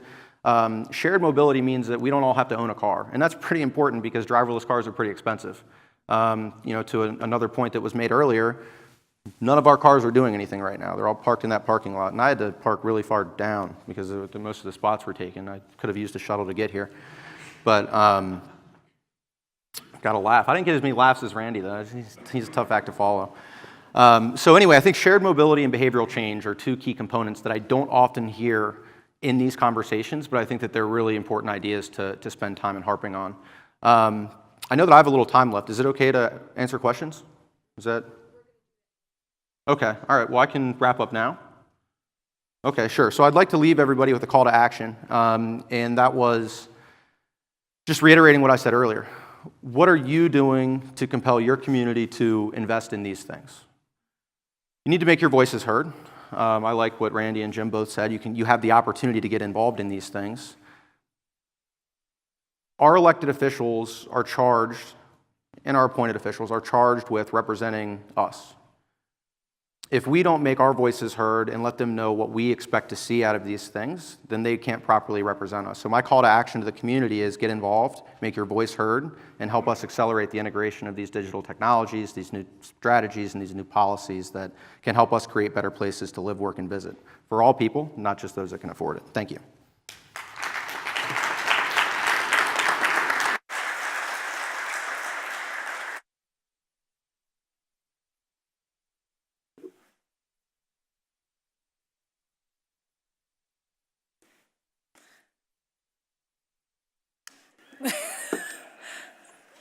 We're going to take a 5-minute break right now to set the stage for our panelists. At this time, please submit any questions you may have by holding up your card, and someone will come around and get that for you, or you can bring it up to the basket here on the console up front. And the information on the autonomous features of our Lexus RX 350 are going to be on this slide during the break. We'll be right back.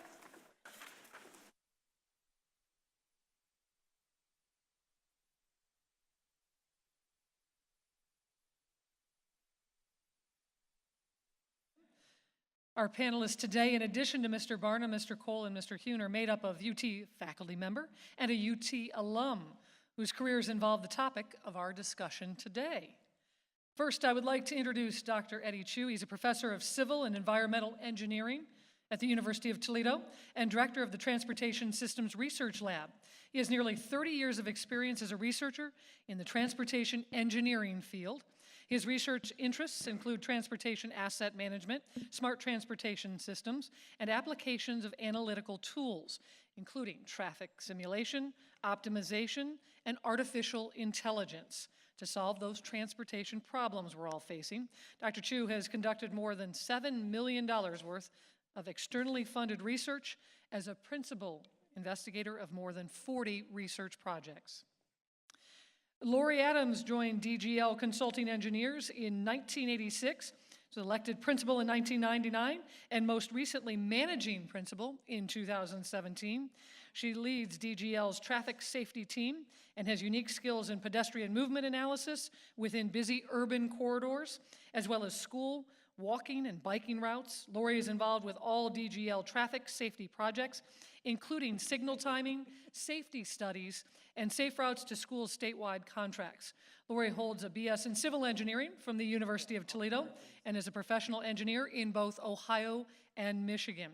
She's a certified professional traffic operations engineer and a professional transportation planner. Lori is currently the president of UT's Engineering Alumni Affiliate and serves on the College of Engineering Development Committee and the Civil Engineering Advisory Board. In 2015, Lori was selected as UT's Civil Engineering Outstanding Alumna. She sits on numerous boards, committees, and participates in several professional organizations. Please join me in welcoming all of our very impressive panelists here on this stage today. I do want to say, as you heard earlier, I'm fiercely loyal to this city and to this state, and I got a whole bunch more ammunition this morning. So thank you very much for all of those facts and figures that will help me continue fighting the good fight for the Buckeye State. What can local communities do now to prepare for autonomous vehicles? Well, Lisa, I would say that when you have a project, you should start planning for these things and install fiber. If you're going to be installing conduit anyway, let's get fiber in there. City of Toledo has a great fiber network, but not all communities in the area do. I would agree with that. I also would think as we look at early project planning is to look at different options. It's, it's not about adding pavement. I know I mentioned that many times in my talk, but it's looking at alternative, intelligent type transportation systems when we're looking to solve a transportation problem. And also look at resources. I always we're working with a lot of cities. I mentioned a lot of projects up there, but I failed to recognize there's 7 other cities where we're in the early stages of scoping, including the greater Toledo area. So it's about looking at different solutions, or different technologies to solve some of our transportation problems. Poor Zach had to say what Jim said, what Randy said, and cut his presentation a little bit short, so I'll say what Zach said. It's looking at the policies, looking at your law, looking at your ordinances. As an example, the Ohio Turnpike had a rule filed in the Columbus that said no aircraft is permitted on the Ohio Turnpike. I said, well, what about drones? What am I going to do if Walmart wants to start drone delivery out of one of our parking lots? I want to allow that to happen. What if people want to take a personal drone down the road? I want to charge them a toll. Always thinking. New revenue, new value. But the point is, it said no aircraft. So we changed it by adding comma without permission of the Ohio Turnpike Commission. It's a 55-year-old law because they didn't want airplanes landing on the turnpike. So we changed our rule. Do we have drones running up and down the turnpike? We use them in parts of our operations, but not on a daily basis like that. So we proactively changed it so that later when that opportunity is there, we don't have to go and change it, or if it's controversial later.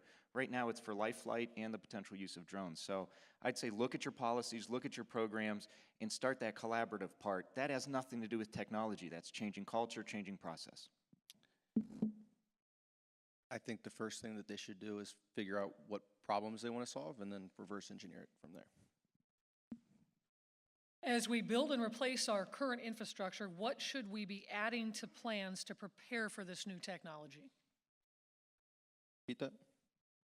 As we build and replace our current infrastructure, what should we be adding to plans to prepare for this new technology? I'm happy to take this one first. I think that we need to focus on best practices and standards, especially when we're looking at issues like connected mobility or automation. You know, if you work downtown and you live in the suburbs, you might pass through 7 or 8 jurisdictions. So if we're not focused on interoperability of all of these different hardware and software systems, then we're going to run into not only technological problems, but also budgetary issues as well. So I think putting forward standards, you know, what technologies do we want to use and how are they all going to work together?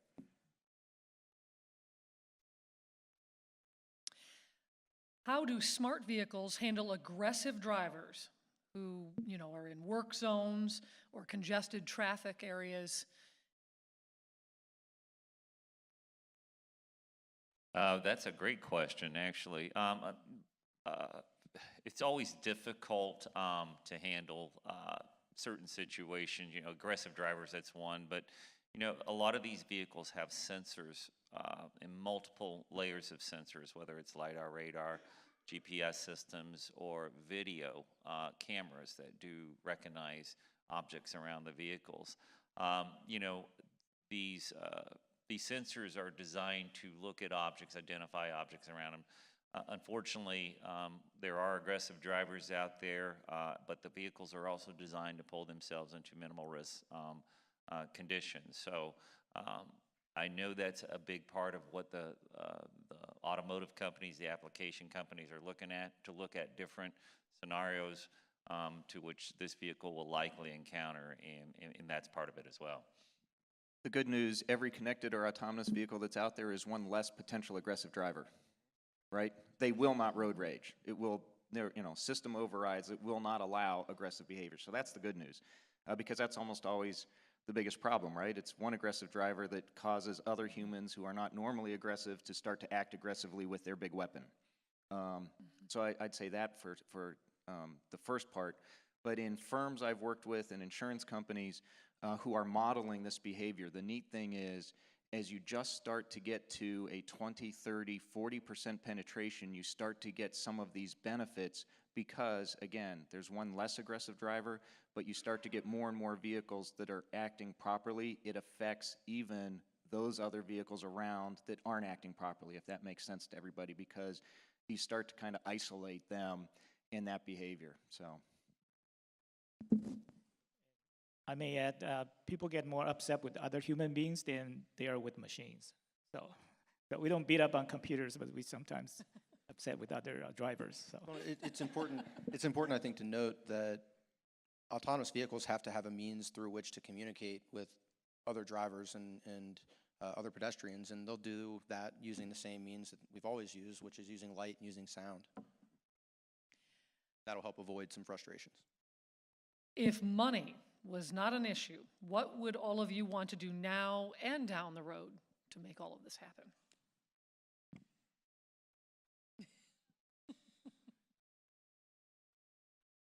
I don't think that money actually is the issue. I think there's more than enough money out there. It's about putting projects forward that have a business case to them, and it's difficult to do. But if you're able to achieve that, then I think that we can put forward a model that is scalable and repeatable for communities of all sizes across the United States. You know, not just the major 30 or 35 metropolitan areas that have large DOTs and large budgets. So, the point of your question is well heard. But what I've recognized is that there's plenty of money out there. There's plenty of money that goes unused from the federal government every year. There's plenty of money that goes unused in state budgets every year, and there's plenty of money that goes unused from grants and NGO dollars every year. I don't think that there's proper visibility into where those resources and funds are and how to grasp them for many governments.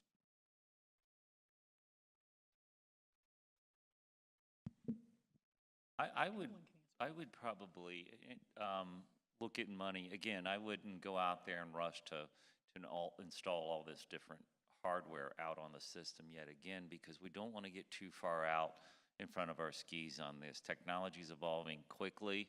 but I'd like to see where the automotive company as well as the application companies go with the technology.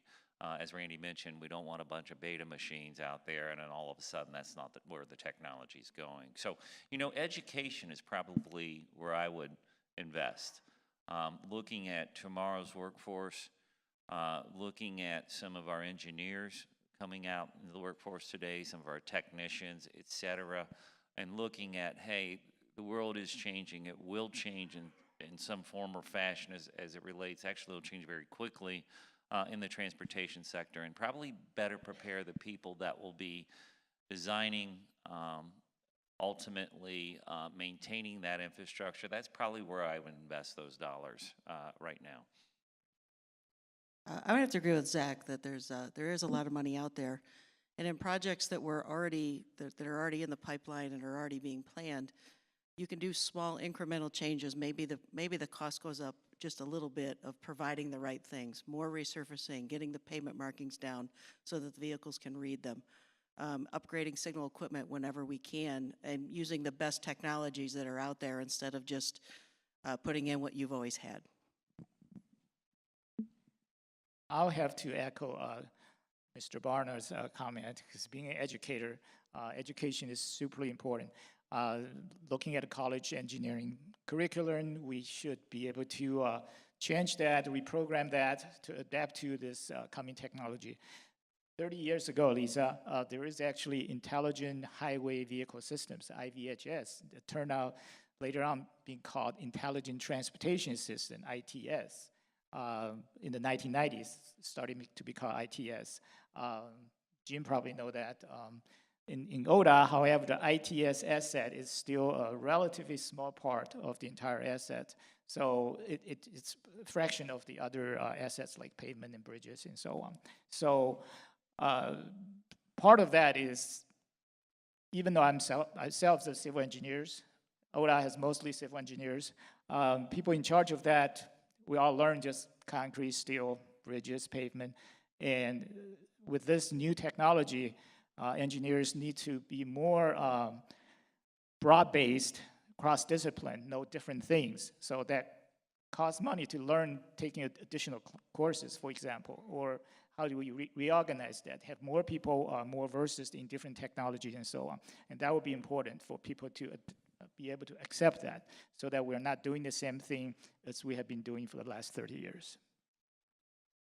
I, like Jim, would spend a lot of money on education and informing the public. So I would start with a large media buy, showing people just how bad the problem is, and images every night on the nightly news of the latest traffic crash someplace in their neighborhood, and running lists of names and things so they understand how serious the problem is and not just accept it, but then start to lead into the benefits that the technology brings.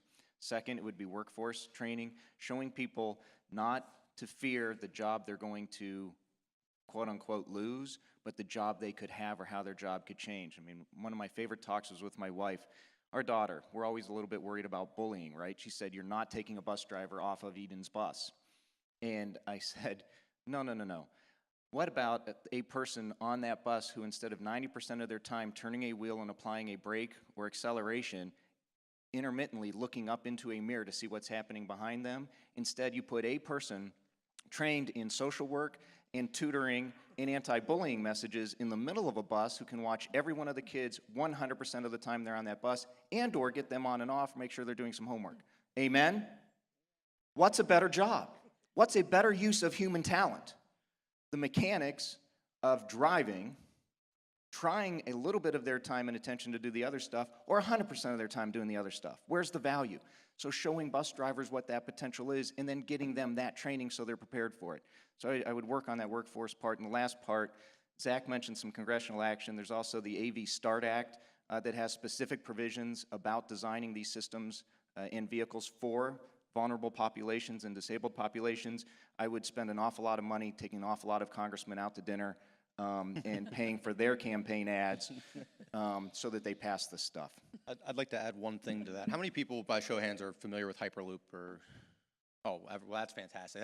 So I'll tell you this, I've been laughed out of rooms for the last 8 years talking about Hyperloop, and in the last 2, people are now familiar with it and accepting of it. If money was no issue and right-of-way was no issue, I would like to see a deep investment in a nationwide backbone for Hyperloop, whereas we would be able to effectively, and automated transportation offers this to some extent, but there's commingling with non-automated vehicles. So, you know, in a closed Hyperloop system, we would be able to move people or goods through this system the same way that packets of data move through the internet.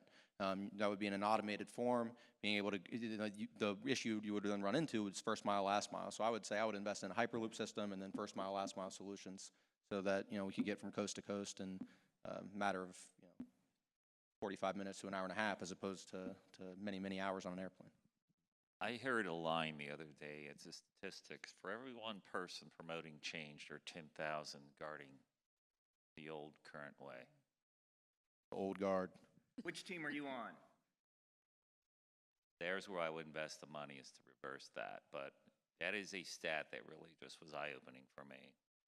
For every person promoting change, there's 10,000 wanting to guard the current comfortable old way.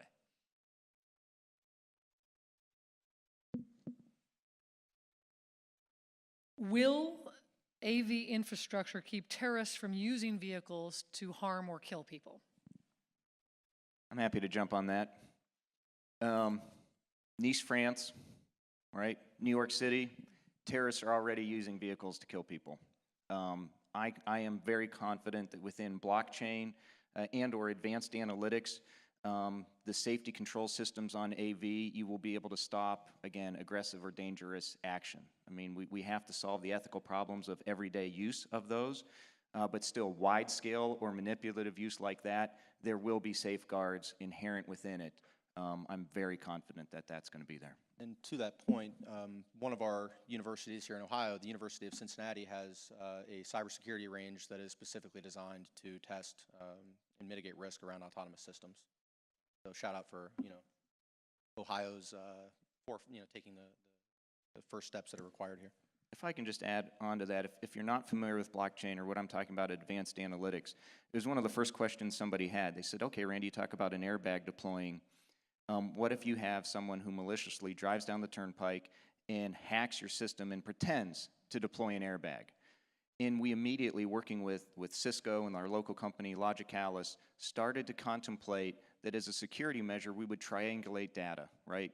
If it isn't also accompanied with braking and a change in latitude and longitude or skidding or other things, we would know that was a false message, that no airbag actually deployed. The same kind of thing can be done even more sophistically with blockchain technology. So again, that idea that, fine, pretend you're setting off an airbag, I'm going to look at all the rest of the data in our system. No other car around them are braking. Things that a hacker couldn't control, and we will be able to develop the systems in a way that guarantees a good outcome. I mentioned the 1 and 2 questions we get: safety and workforce. The 3 and 4 are privacy and security. One of the biggest concerns with this technology is how secure is the data surrounding the technology. Actually, data is probably one of the biggest benefits of all of this connection we're talking about, whether it was Zach mentioning the cities, the infrastructure, will give us access to a lot of data that will benefit us all in some form or fashion. But with that comes a lot of concerns regarding the security of the data as well as the privacy of the data.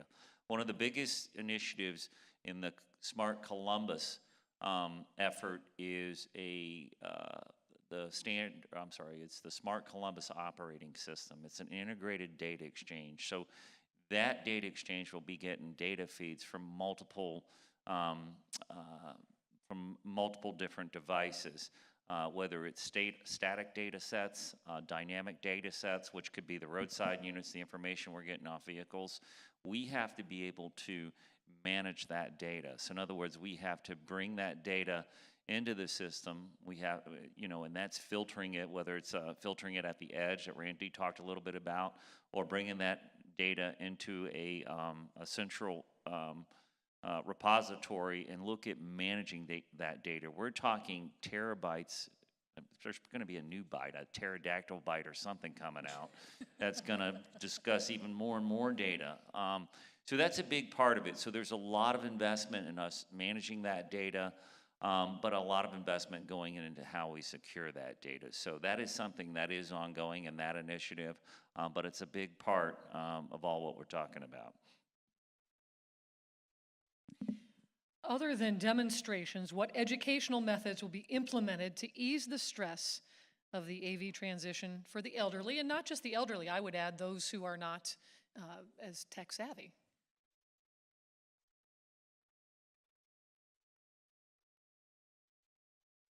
Well, it's going to be one of our biggest challenges is public outreach, education, all that. I talk about workforce a little bit, but another component is just educating on the public. Randy mentioned it many times, I think Zach did, just on the benefit of the technology. And as we talk about the aging population, there is so much opportunity that this technology can bring to the aging population. I was there when my father took the keys from my grandfather. It was not a beautiful moment. And you know what? And I can understand that's a lot of pride to give up. And I think we may not have to have that conversation a decade out from now. So it's about educating them, but it's also about showcasing the technology. One of the use cases we're looking at for an AV shuttle is a large elderly assist facility. It's actually a huge campus. Being able to get folks out of their residence and to entertainment, to groceries, to healthcare using this technology. So we talk about, the Scioto Mile was getting people acclimated to the technology. It's a little bit of first mile, last mile, but we're looking at different use cases. Well, one we want to put on an elderly assist campus. We're looking at major generation draws. We're looking at major job campuses. JP Morgan Chase in Columbus, Ohio, next to the Cleveland Clinic, is the largest private employer in the state of Ohio, but their jobs are on one campus. Cleveland Clinic's kind of spread out. So we're talking a half mile one side to the other side of the campus with 15,000 people that report to that campus daily. So we're looking at different use cases. Elderly is a big part of this.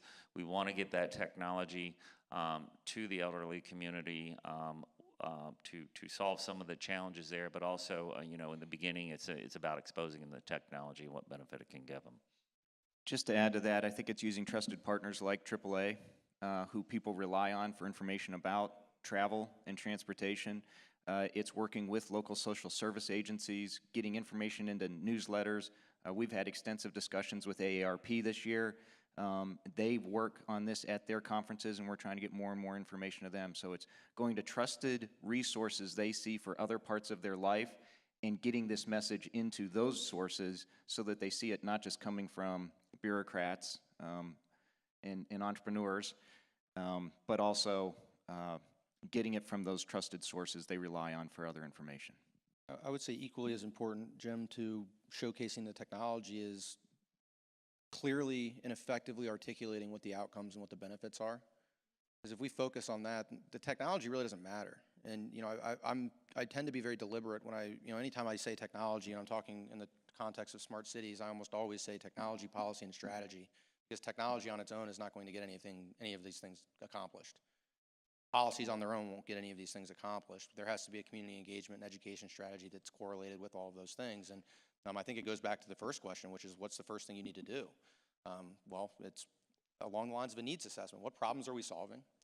And who are we solving them for? We're solving them for the residents and for the businesses in a given community. So yes, showcasing the technology is important, but I think equally as important to that is clearly articulating the benefits that will be brought on by these new things. And of course, universities like the University of Toledo could come into play in all of that as well.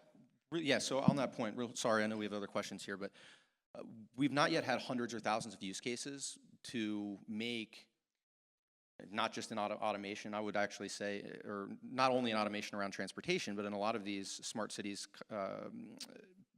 projects, there are not yet hundreds or thousands of use cases. So we need to create a scientific consensus. We need to have peer evaluations between different agencies in different cities. And I think it's absolutely imperative that we lean on trusted organizations such as research institutions like you have here. Zach, can I just talk about one of the use cases? It's my favorite smart cities use case I've heard in the world. Cisco Corporation, went into the mayor of Barcelona. They wanted a big smart city initiative. And they said, what do you want to do? What would one thing you could do with Internet of Things and a smart city infrastructure? And he said, I would like my citizens to be able to dance on the streets. Dance in the streets. And I will very quickly go through this. To allow them to dance in the streets, they had to get more control and information about traffic patterns and congestion. They had to put in smart parking meters so that if literally businesses wanted to open up their storefront and have people dance in their area, in their street, you had to turn off parking in those areas or alert people not to park. So they put in smart meters. They had to coordinate trash pickup because no one wants to dance in the street in a neighborhood where it stinks or where there's trash available. So they put in a smart trash system. The coordination of each of those efforts was actually not very expensive, but it was all of those things Zach just said, where it was technology and policy and a strategy. And they actually have created a program, a way for local businesses and others to sponsor times for people to not just dance in the streets, right, but to use infrastructure in a different way through that coordinated effort and the use of technology. Isn't that awesome? Dancing in the streets. Maybe you can do that instead of just that pedal with the beer thing in Toledo, So which is kind of cool too. I think that underscores what we are all setting out to do, and I imagine what many of the audience members would consider to be like-minded. It really just comes down to improving the quality of life, you know, for all people, regardless of socioeconomic or physical barriers. And I think that that's what smart and connected mobility, that's what advanced and autonomous mobility offers as a potential. For Drive Ohio, or anyone else sitting on the panel as well, any plans for a next generation project or trial here in Northwest Ohio? Yes.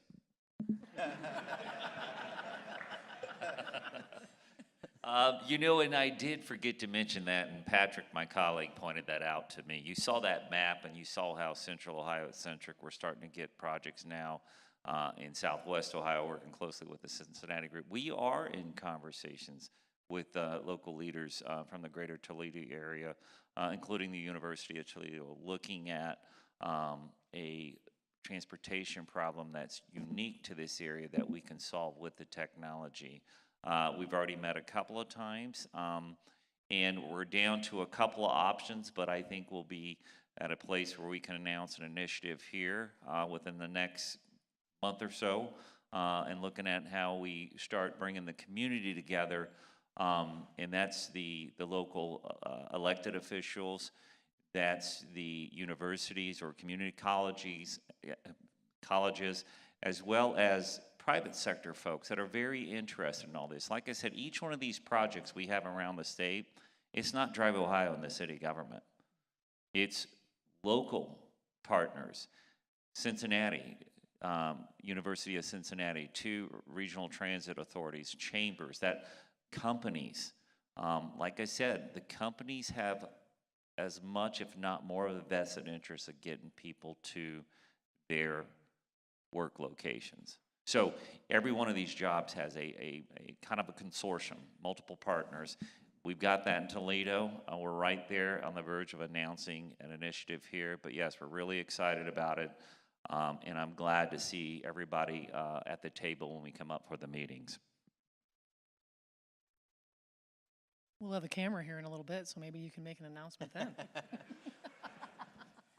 Hey, Patrick, what time we got to leave here again? No, I'm kidding. I would love to make that announcement as long as all the local partners were making it with me. Lori and Dr. Chu, let's talk also about the University of Toledo's involvement as we move forward here, and not just the University of Toledo, but the academic, and talk a little bit about that and really what a critical component the universities are in all of this.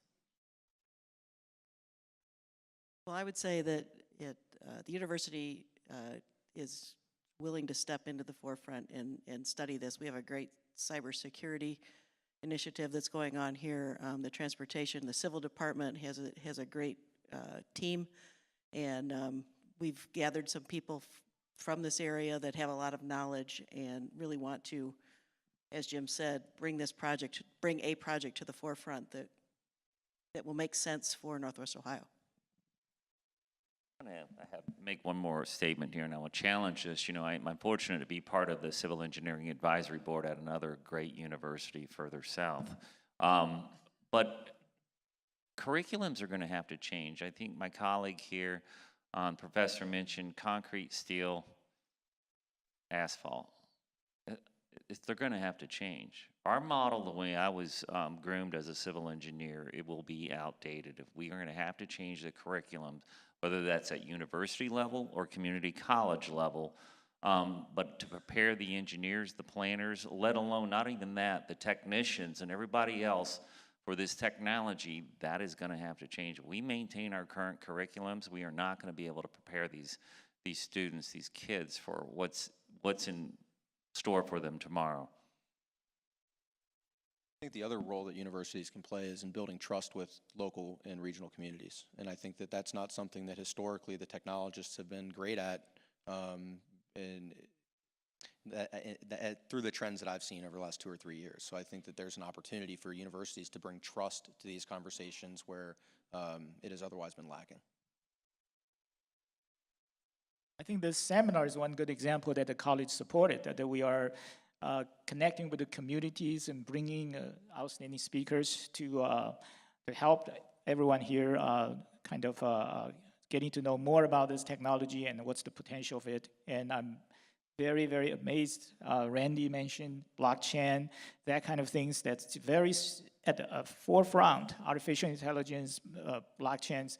Those are the things that's going to affect everybody's life in the next decades or so. So, and being universities, we are supposed to actually help our graduates learn those things. And one of the things I want to mention is the branding. Google is already testing their autonomous vehicles for many years. They are taking their time to push that out because the branding is so important. They want the Waymo vehicle coming out. They don't want people look at the news media to say there is a crash, killed, fatality, and so on. They want to say that vehicle is successful that for the next many years. So they want that to be the Uber or Lyft because there are many smaller companies doing similar share ride or shared cars, timeshare of cars, and so on. But we don't hear them as much because the Uber and Lyft dominated. So I think UT, for example, or Northwest Ohio, we could be being connected to the manufacturer to the north, and a lot of the manufacturer in Ohio as well. Drive Ohio, for example, not just UT, but being at UT, we want to say it's UT, but it's the entire Ohio education system. We could be the branding so that we are the places where people come here for the forefront of technology, like blockchains or artificial intelligence. That could be introduced to our curriculum and make people start to be knowing that UT or Northwest Ohio is one of the places that these kind of education are going on. With all the road construction happening right now, are crews actively planning for autonomous vehicles by making smart highways? For example, creating a guide wire or whatever you would call it so that the car can maintain position in whiteout or low visibility conditions? I'll start with that one. Well, as I mentioned before, an autonomous vehicle basically has redundant systems in it. It's to rely on nobody else but the vehicle itself. And so you look at LiDAR, which is basically radar. It's laser radar where it looks out and identifies objects.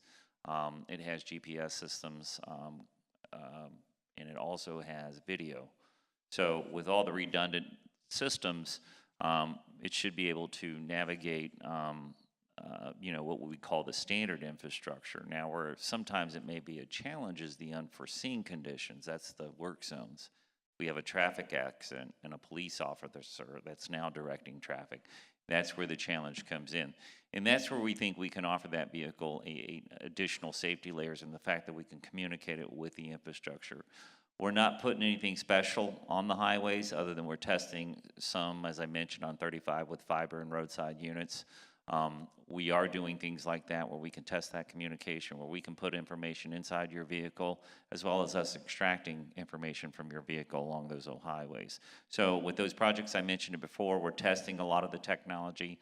We're not going to do it in mass yet until we, as I mentioned, I keep reiterating this, but we're not going to do it in mass yet because it's really the car companies and the application companies that are going to dictate which way we go with all of this.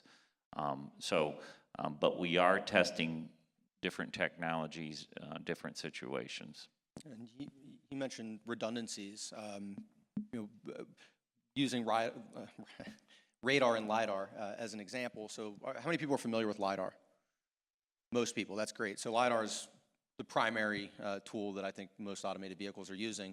The reason I like this example in comparing and contrasting LiDAR and radar is radar uses sound and LiDAR it shoots photons of light. So what that allows you to do is survey and assess your environment in different scenarios, whether that's weather related or otherwise. I'll use a company name. I haven't used very many company names, but I have talked to the people at GM who created the high definition map for the Cadillac for the Super Cruise. People are aware that it can drive in a highly automated fashion. They have already mapped all 40,000 miles of the U.S. interstate to a tolerance of within 10 centimeters. So they already know where our edge lines are, where our median is, where our guardrail is, where our bridges are. However, the DSRC equipment we've put up, they see that when they drive past it, and they use it within their system to localize the vehicle and get that 10 centimeter tolerance even closer. So it is the projects we're doing, the manufacturers are taking advantage of that already. They know when they go through our toll booths, they use the sensor there. Even though they're not tapping into our system, the fact that we are transmitting radio signals there, they are able to use that to fine-tune their system. So a lot of these things you've heard about are already being taken advantage of. But the other thing I would say is, you talk about the conditions. If they already know where they are and where the vehicle is within a roadway, like the turnpike. Now, they don't have all the roads done, right? I said the interstates. But a road like the turnpike, it's then our job to continue to put money into the snow and ice control, right? So again, if we are clearing the snow before it becomes ice, keeping a clean pavement, keeping a smooth pavement. These systems don't like potholes. They don't like potholes. Neither do I. So, the guardrail and all of the things we do as regular maintenance are all appreciated. Now, that said, we do have a 6-inch stripe, it was on my slide, along all 1,500 lane miles of the turnpike. They do like that nice, bright 6-inch stripe.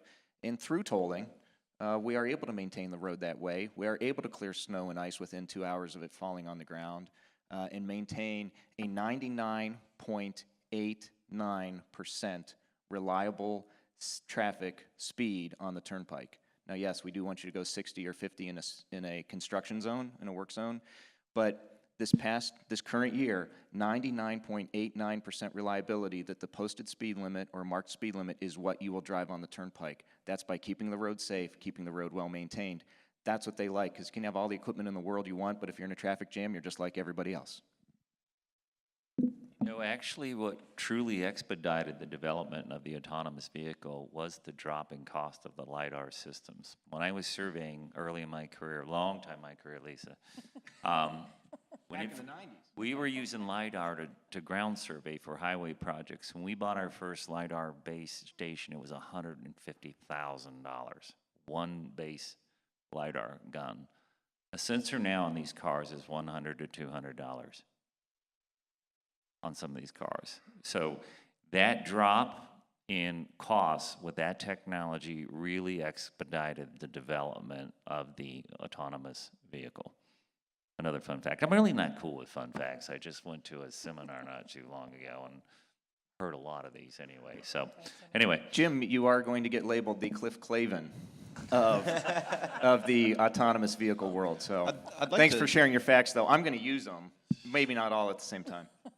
I'd like to ask a question to Jim and Randy that I hope others find relevant. As you mentioned tolling as a way to fund maintaining and improving your roadways. As we look at electrifying the transportation energy grid, how are we going to pay for that as the gas techs might not necessarily be cutting it? Lisa, I think you're responsible for asking questions. I think Zach has overstepped. Zach has overstepped his bounds. and should be removed from the panel.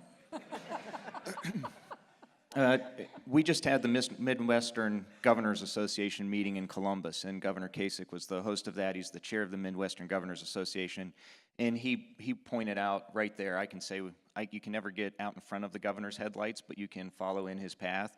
And he said that it's time to look at alternative means of funding because, quite frankly, the gas tax, we know it is not generating the returns it has.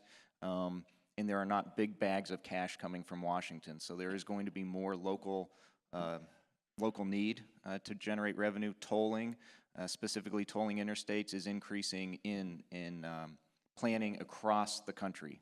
Indiana, Connecticut, other places all have plans or are developing plans for what that impact would be. So I think we are going to get to fee-based support for most of our infrastructure. It is going to be road user charging, road user fees, if you've heard of that are being tested out west, different mechanisms. I'm not going to say we need any of them right now.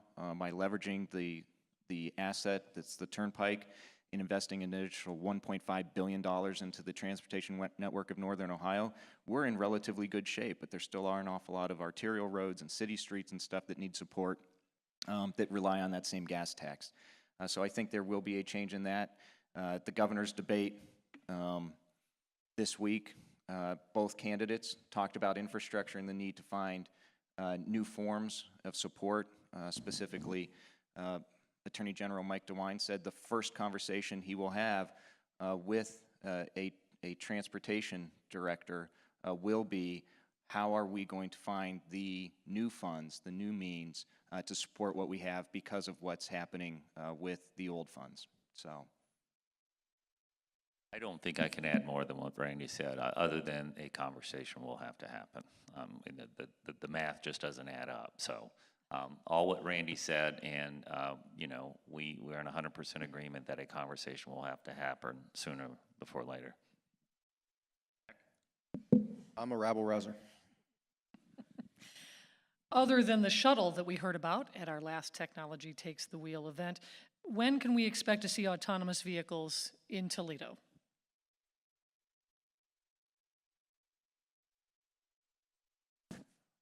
Don't you have an announcement coming up? I think, again, I think we're looking at a lot of investment in the space. So you look at, right now, I think $50 billion in the U.S. alone by the automotive companies and the application companies investing in the technology. The ride share, ultimately where Uber and Lyft want to go is a driverless or self-driving vehicle. Sorry, Randy, I shouldn't say driverless. That is scary. But it's a self-driving vehicle. In that application. Their goal is within 3 to 5 years, and I truly believe that's going to happen on certain corridors. Where you find low-risk corridors where you're not having the vehicles quite yet interact with a lot of other traffic, you're going to start seeing a self-driving ride share. I think the shuttles will come first. I also think there's a lot of technology on the truck side you'll start seeing. But I think the self-driving car and the ride share is 3 to 5 years out on certain spots at Toledo. I think the first thing you will see will be connected vehicles. Again, something we learned this week in Columbus. The CEO of Ford, Jim Hackett, was there, a proud Ohioan from London, Ohio, and Southwest Ohio. But Jim Hackett said that Ford is developing an operating system, kind of a cloud-based network for all of their potential vehicles. AT&T announced they already have 21 million connected vehicles they are serving. So I think you will see connected vehicle networks that are partnerships with transit, with infrastructure operators like the Turnpike and ODOT and your city service departments. I say that because Jim Hackett said their system will be operational next year. That was a big announcement. And so once that system is operational, and he said it will be open sourced for other manufacturers to use, once things like that go in place, like the internet, in the advent of 5G, once we start seeing those small cell towers popping up, the infrastructure will be in place to start to enable a lot of this to happen. Thank you very much, everyone. Really, an incredible amount of information and great minds up here on this stage. So we are very lucky to have had them here with us today. So thank you very much to our panelists.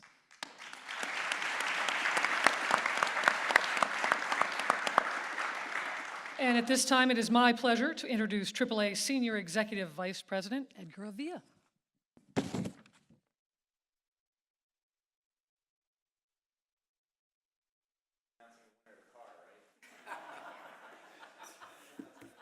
I don't think so.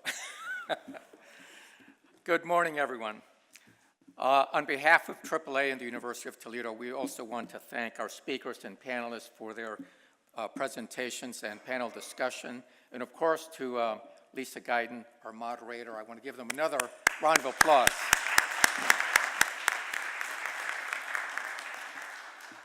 And a special thank you to our audience for joining us this morning. This morning, we heard from Drive Ohio's goal of working with government, research, and private industry partners to build Ohio's infrastructure for smart mobility and to facilitate smart mobility innovations, and how Venture Smarter is leading the way, assisting municipalities to plan and create smart and connected cities, which will benefit businesses, tourism, and citizens in every community. As the winner of the Smart City Challenge, Columbus is acting as a laboratory for intelligent transportation systems and disseminating lessons learned and best practices to cities across the United States. The goal of the Smart Columbus program is to connect people by creating opportunities for city residents to better access jobs and services while improving the overall safety and efficiency of the city's transportation network. Columbus has more than a dozen projects, starting with a vehicle connectivity system, smart street lighting, and pedestrian collision avoidance systems for transit vehicles. Columbus also plans to implement a common payment system and planning for multimodal trips, and to eventually link patient scheduling at a hospital with transit schedules in an effort to reduce infant mortalities by encouraging prenatal health care visits for expectant mothers who lack access to reliable transportation. This is just one example of how the ever-evolving technology has the capacity to save lives, provide safe and superior transportation to those who are currently underserved, and to greatly enhance our quality of life. Across Ohio, we are seeing local government, community, and business leaders joining to form steering committees to plan and implement smart and connected city initiatives. This also includes preparing for the eventual deployment of self-driving vehicles. The formation of these committees are a necessity to ensure the safety of motorists, pedestrians, motorcyclists, and bicyclists in all Ohio communities. In Toledo, we are very fortunate that under the leadership of the Toledo Metropolitan Area Council of Governments, an autonomous vehicle steering committee was officially formed on August 1st of this year. So thank you very much to Team McCog for doing that. The goal of the steering committee is to collaborate with regional stakeholders to develop a long-term and short-term strategy for the implementation of connected vehicle and autonomous vehicle infrastructure. TMCOG and key stakeholders are already in the process of developing one or more connected or autonomous vehicle technology project proposals that may be of interest to Drive Ohio, and hopefully, as Jim said, there may be an announcement in a couple of months. Our next seminar in November will be on mobility and accessibility, which will focus on mobility issues faced by the elderly and disabled segment of our population, and how technology may be able to provide the elderly and the handicapped the means to remain active and engaged with family and in community activities. We hope you have found today's seminar informative and that you're excited about the possibilities and benefits that can be achieved through smart technology. Thank you for your attention, and we look forward to seeing you at our next seminar. Thank you.